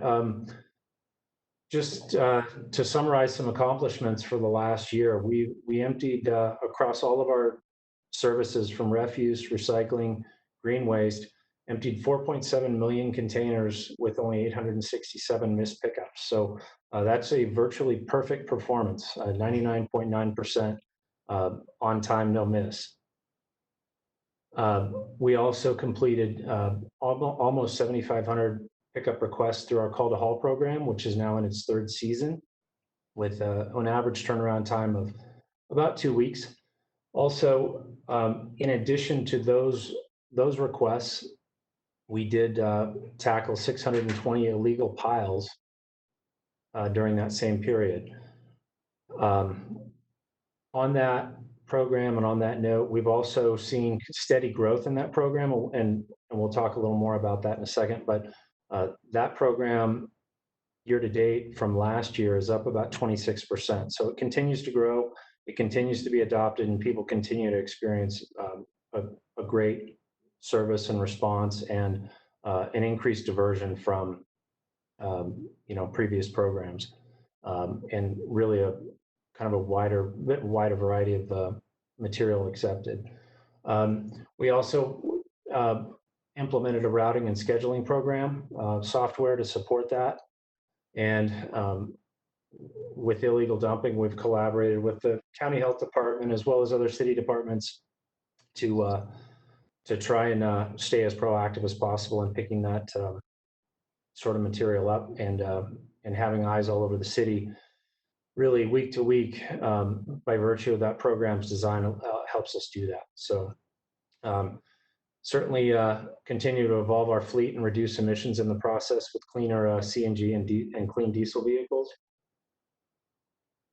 Excuse me. And then we're working closely with our contracted recycling processor, Waste Management, to make sure they stay on track and getting their new MRF open this summer. And I'm happy to update that should be tentatively live here in the next 3 weeks or so. So we're looking forward to that. That is going, with the opening of that, all of our vehicles will go in there, and that should account for about 33,000 less miles over the next year, and over 100 tons of estimated CO2 emissions saved. And with that, Amanda, next slide, please. Thank you. So as Vicki mentioned, one of the two key departmental goals this year was to avoid the need for a fee increase due to the pandemic. And prior to all this setting in, as she mentioned, we were working towards proposing a 7% rate increase to you all for this fiscal year and beyond, really out of necessity and based on the favorable response we got from the resident survey that we did last fall, and that we had tremendous response and really valuable feedback and comments from. So again, though, with so many residents affected financially by this, we are going to recommend that we're not implementing a fee increase until next fiscal year and beyond. So with that, couple options that we'll talk about in a couple slides to just start the conversation about potential fee increases. But the two key ways that we're going to accomplish the avoidance of a fee increase this year, really keeping our FTE number level. Our group is well structured now and positioned to continue our high levels of service. We do, as Lorna and her group had mentioned earlier, we do also face a similar challenge with filling skilled positions and continue to work hard to fill any vacancies that come up. But we'll keep that number level. And by the same token, we'll hold operational expenses at or below fiscal year 20 levels. So the other key piece there is we are planning to delay some equipment purchases, half of which are, it's about $335,000 total. Half of that is a short-term savings in FY21 from delaying capital purchases, and the other half is for some light-duty trucks that we would be purchasing with cash. So, Amanda, next slide, if you would, please. Okay. Not to spend too much time on our survey, but a couple key takeaways from this. Again, great response rate, very valuable feedback and comments. Over 12,000 comments registered. But number one is that we had really high marks, frankly, from our service and high satisfaction ratings. And really, the second piece of that is very, very strong support for the programs that we are actively engaged in with regard to green waste and compost and recycling, to continue those. And people see the value in that diversion, and that those are strategic for us moving forward as we move towards longer term greater diversion goals. So the other big takeaway here, and if you would go to the next slide, is that we had 80% of the respondents who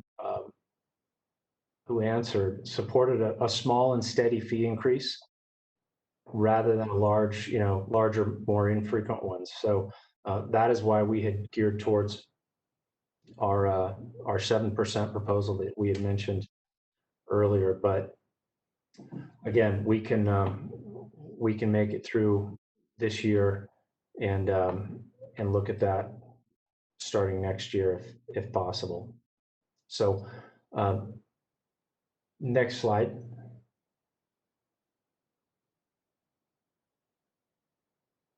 So just again, these are starting points, and just a couple of possible rate increase options under 5-year scenarios, and several different ways to accomplish it. And we just throw these out to start and look forward to your perspective and direction on best approach here. So both of these are percentage-based increases, so we were very mindful of maintaining equity among all constituents.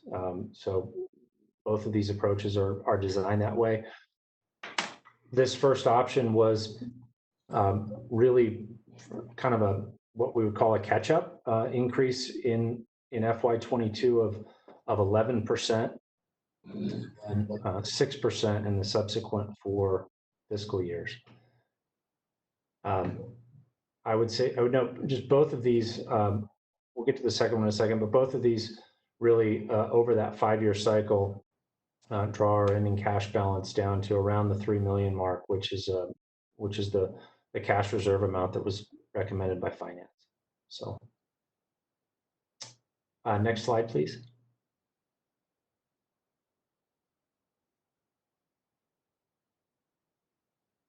And option 2 here is just a level 8% increase across every year. And again, that's the approach that we did have strong constituent support for based on survey results. And that is it. Vicki or Debbie, do you want to take it forward? Sure, I think, next slide, please. So I'm going to shift over from the operations fund now to the E&E fund. I wish I had a really cool video to show you that had pictures of our awesome E&E team, but rest assured, they are awesome. They are passionate. They are highly capable. And I'm very proud of the work that they do. So as Vicki mentioned, in this division, we primarily work on policy and supporting our department with communications. We work on climate, energy, and air quality, sustainable business engagement through our E2 business program, and we work very closely with economic development, and we're happy to help them through processing loan applications during this pandemic. And we have worked with them going on their site visits, and we also manage implementation of the Building Energy Benchmarking Ordinance. We work on food, policy, and equity, and environmental remediation and regulatory compliance. So our budget goal this year was to extend the time until the sustainability division would require general fund support. We're not proposing any changes to full-time employees, but instead we look to significantly reduce our budget for consultants and tighten our belts there. As Vicki mentioned, we've been fortunate to be supported over the past 13 years, almost entirely by landfill funds, but our fund balance is dwindling, and that's kind of the story that we've been talking about for a couple of years now. We anticipate that the fund balance will be exhausted by the end of fiscal year 24 with the anticipated ongoing operational and project costs that we have. The revenue sources from the landfill has really set us up to be a leader nationally in sustainability, and it's truly a unique circumstance that we have been in. Most cities with sustainability departments or offices have funded them through their general fund. So we're very grateful for the asset that we had in the landfill to set us up as well as we have been. We've been working very closely with finance on options, and we were prepared prior to the pandemic to propose a phased in approach for the general fund to support some of the expenses and programmatic costs. But we, after the pandemic hit, we reevaluated and looked at our budget. We looked at how the pandemic might impact some of our projects right now. And we also looked at where we could reduce expenses temporarily for consultants and shifting some of that work internally to our staff.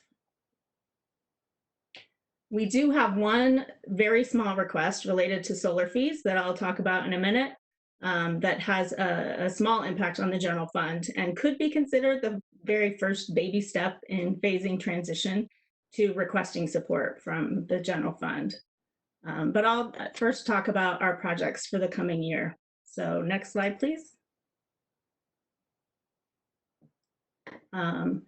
So most of the projects I'll talk about span over multiple years. So when you see the term rebudget, it just means that we're not anticipating spending the whole budget allocated in fiscal year 20, and rather than encumbering funds like we had in the past, we're allowing the unspent funds to drop back into our cash balance and requesting funds to be reallocated in fiscal year 21. And that is in accordance with what the council has asked us to do. So the Community Renewable Energy Project, like I said, is a multiple year endeavor with the goal to reach 100% renewable electricity for our entire community by 2030. we're requesting a $25,000 budget to pay for third-party experts to help us navigate the electric rate design, to negotiate with our state regulators and the utility, and also assist us in developing a governance agreement between all 23 communities that are currently participating in the Community Renewable Energy Program. We are, over the next year, anticipating a less aggressive timeline due to the uncertain economic impacts that COVID will have on us and our communities, but we believe that we can still stay on track with our goal adopted through the joint resolution to achieve 100% renewable electricity by 2030. Next slide, please. The Renewable Energy Project for Municipal Operations is a large-scale project that supports our goal to reach 50% renewable electricity for our municipal operations, and it will have the single biggest impact on reducing the carbon emissions from our city operations that we've ever seen. We're partnering with 5 other entities, and we expect it to come online in the fiscal year 22-23. We're requesting $15,000 to continue to pay for technical and legal expertise. And just to give you a short update, we have signed a renewable energy services contract with Rocky Mountain Power. Rocky Mountain Power is still in the process of negotiating the power purchase agreement with the developer of the project. The developer, however, has experienced some unexpected changes in how they can finance the project and has asked to renegotiate the term from 10 or 15 to 25 years. And that has impacted the pricing a little bit. But we still believe that it is a financially viable and worthwhile project. And we're planning to provide a more thorough written briefing for the council within the next couple of weeks that will have a lot more detail, and we're happy to come back and talk to you about it. Next slide. In fiscal year 19, we launched a 2-year pilot program called Empower SLC to increase awareness and adoption of high impact energy efficiency measures, focusing on lower income households. The contract for the initial 2-year program will wrap up this fall into the next fiscal year. So we're requesting $55,000 to carry this through the end of that initial pilot period.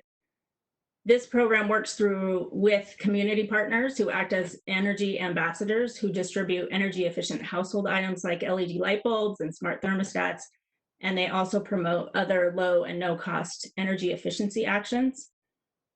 That program has engaged an estimated 1,100 households and distributed over 7,300 light bulbs, which has resulted in an estimated savings of $85,000 in energy costs, primarily for households on the west side, and avoided nearly 800 metric tons of carbon pollution.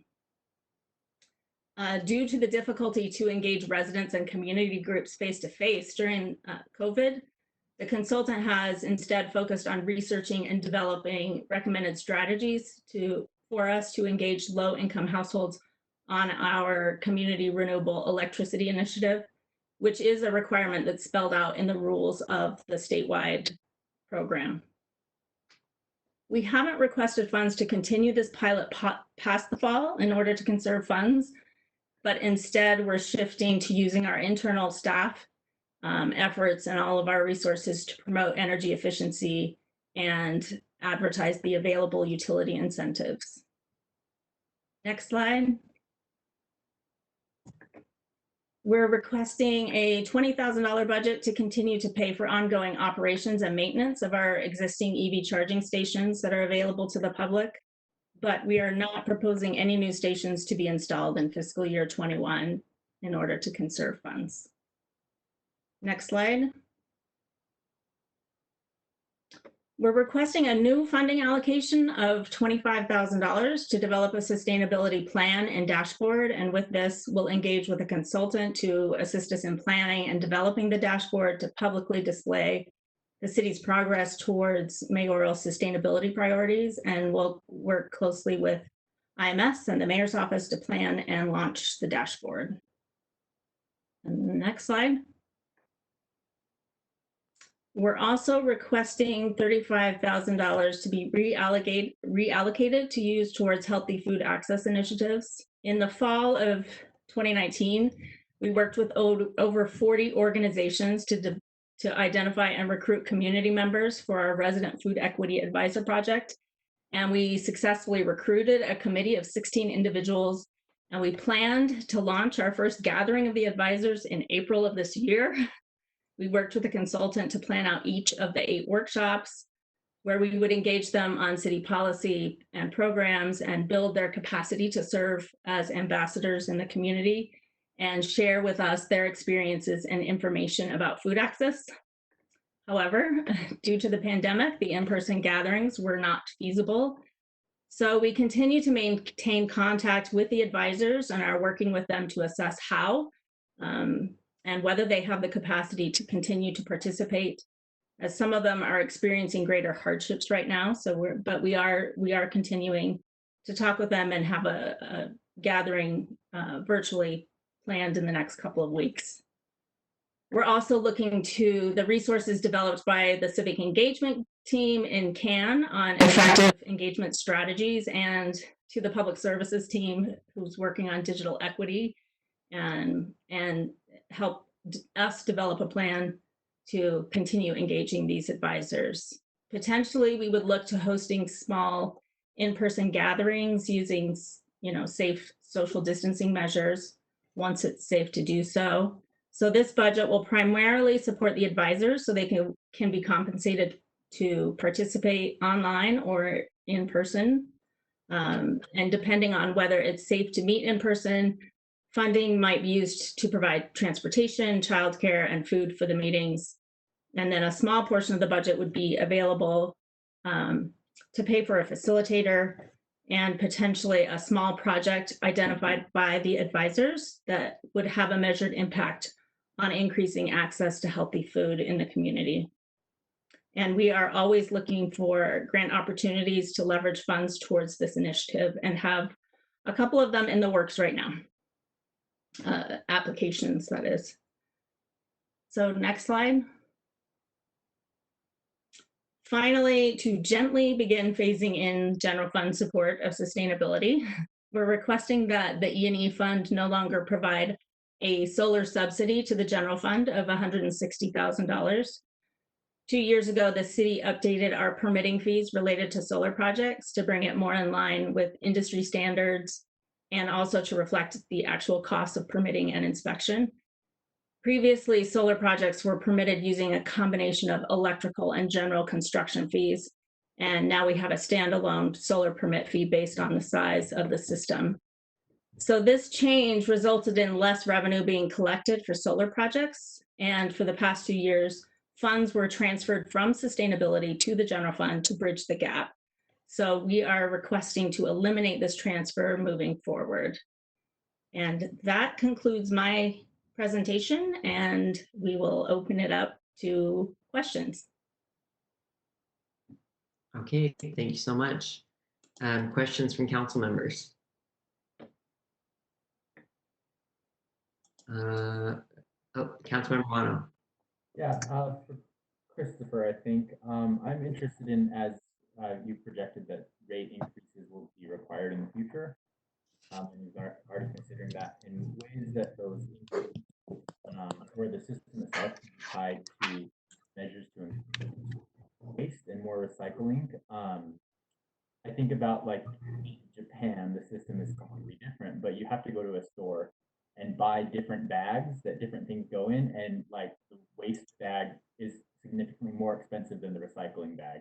So it's cheaper to buy a garbage bag that I can put recyclable materials in, as long as I clean them and sort them myself, than it is to just throw things in the garbage. So I'm wondering if there's a way within the system, or if that's even anticipated, that as these fee increases happen, they can be tied to measures that encourage less use of the system overall.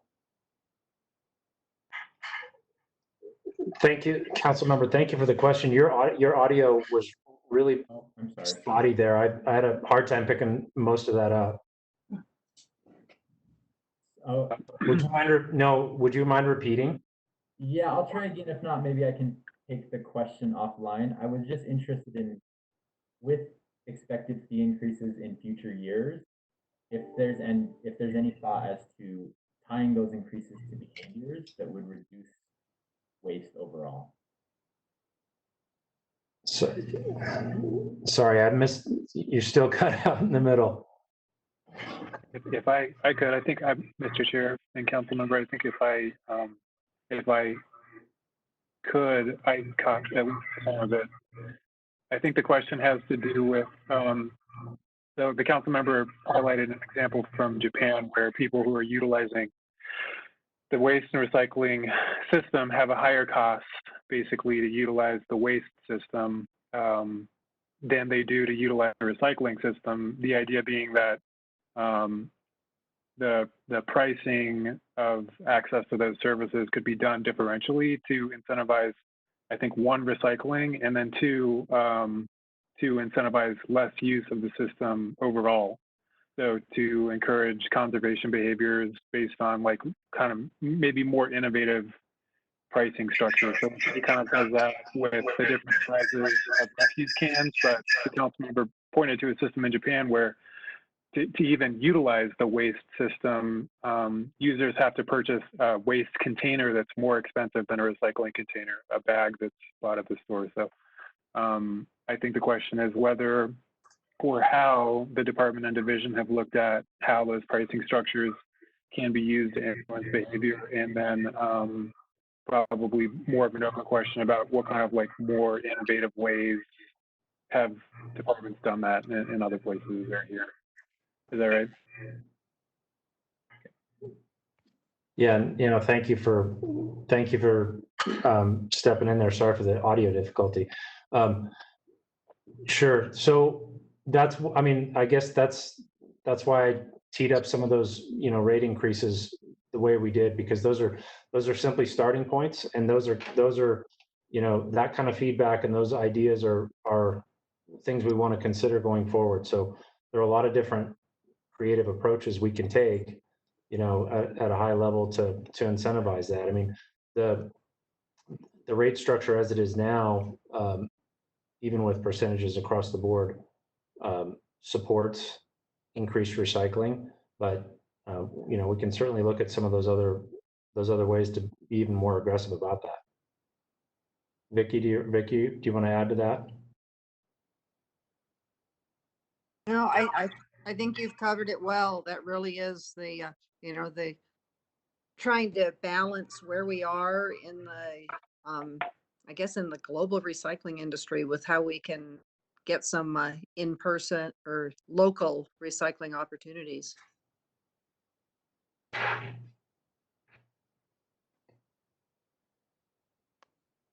Okay. Councilmember Dugan. I have a question about the delay of what you call the refuse packers. And you're delaying that, and it's going to be a short-term gain, but then it's going to cost us more, $55,000 more over future years, probably on preventative maintenance, I guess, or something of that nature. My question is, by delaying it, what are we giving up by not having those packers? You're not going to give up anything. Even with that delay of those three, and the plan would be to spread the purchase of those three across the next 3 fiscal years evenly. It still keeps our fleet at the optimal average age of 6 to 7 years.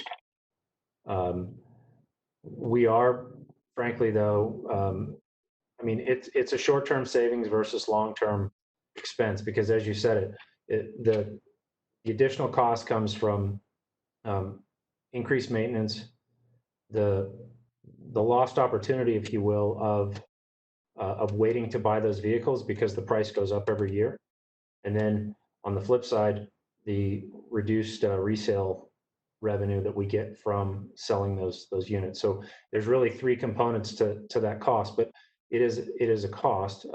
You're not losing anything from from a service perspective, though, if that makes sense. Yeah, so you're not losing anything on service, and you're taking the short-term savings versus the long-term. Yeah. So it's 55, if we could find the money, it'd be smarter to buy them now because over the long term, it's saving us money. Absolutely. Yes. Good question. Okay. Yeah, it's strictly an immediate fiscal year savings. Over the whole period, though, it is a cost. Okay. And Mr. Chair, I just have just one other kind of question. Yeah, go ahead. I love the sustainability group, and I love reading the SLC Green newsletter. I send it out to everybody who I don't think has it. I think it's got some great news in it. So I appreciate all your work and effort in keeping our health and our environment's health on the forefront. And I've complained, and I've had a lot of people complain about the call to haul. But I think over the time, it's probably the complaints have gotten less because it's now no longer something new that any change in my district is sometimes difficult. But I think the one thing I'm looking at the call to haul side of the house is maybe looking at a bulk yard waste. If you can look at that sometime and possibly help the neighborhoods do a bulk yard waste instead of just the multiple containers. So it's kind of like a request, but I also want to say that I do appreciate all the great work you guys do, working with the Empower SLC and the solar and everything else. So I appreciate that very much. Thank you. Oh, thank you. Just I still get lots of complaints about not liking call to haul, just so you know. But I think people just still a lot of people don't like the new model. They like the idea of having an annual like cleanup. So just feedback from me and my residents. Even though I think everyone would agree that it has improved from the rollout, of course. So sorry, go ahead, Councilmember Dugan. And my suggestion is kind of like an annual bulk pickup. Oh yeah. Instead of the my house and then your house next week, because they do appreciate the bulk pickup instead of having to chop everything down into 3-foot sections. Mm-hmm. So. Okay. Now we appreciate that feedback, and I think there's a needed conversation for how we can, perhaps incrementally add features to call to haul such as you suggested. So well noted. Thank you. Okay. Other questions, council members? All right, doesn't look like it. Councilmember Johnston. My hand's up, sir. Yes, I see you. I'm calling on you now. Thank you, sir. Thank you to your division too. It's wonderful to see y'all here. Call to haul. I read some inferences or direct statements that there may be some changes coming. Is that a part of this budget at all, or are you delaying some discussion of that?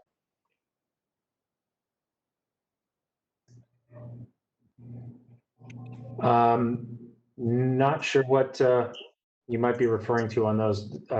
There may have been some mention in the memo of some features, but there's nothing new there. I'll chime in. Yeah, there's definitely discussion, and we have a meeting set up this Friday afternoon internally, but obviously you aren't seeing any of those proposed changes in the budget yet. Okay. I hear the disagreements across the city for a number of years on call to haul. I get it. I also know that the impact, it was in the staff report, the impact on the west side has been greatly diminished since the changes. I think it's hard to express the size of the change and the improvement over the past years. So I know I'll continue to support the current call to haul program. I think there's also some differences between the call to haul concept of how often and how you get picked up and planning that versus the actual details of what will be picked up. I think we probably have to have some discussions in there about that because the frequency has changed in how you order that pickup, but also the nature of what the city's picking up has changed. And I think the complaints I've seen in my own experience has been that's been the big thing that's really been a struggle for a lot of folks. That I can't just dump anything on the curb anymore and expect everything to be picked up regardless of what it is. So I think that's something that might be a part of the changes that's even more problematic perhaps than the frequency or the process of it.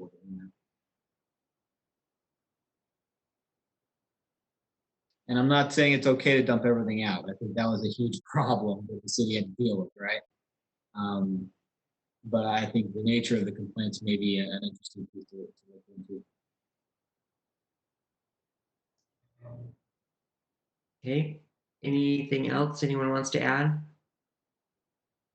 All right, great. Thank you very much, Sam. We appreciate it. Thank you, Vicki and Debbie and Christopher for the presentation. Appreciate that very much. Council members, this brings us to the final item on our agenda, which is a closed session. And let's see, I am looking for a motion to go into closed session to discuss the character, professional competence, or physical or mental health of an individual, strategy session to discuss cognitive bargaining, and to receive the advice of counsel.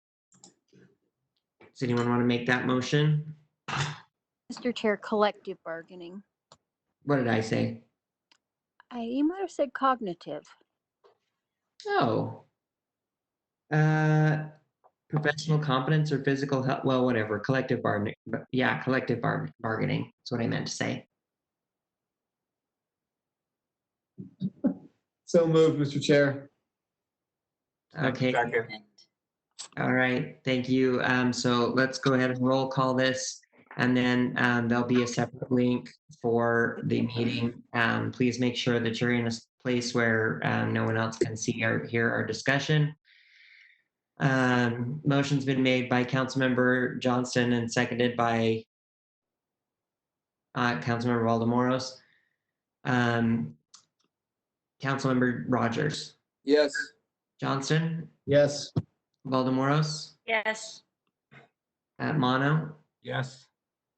Dugan. Yes. Fowler. Yes. And I'm a yes as well. Let's proceed to the closed session room. Okay, thanks.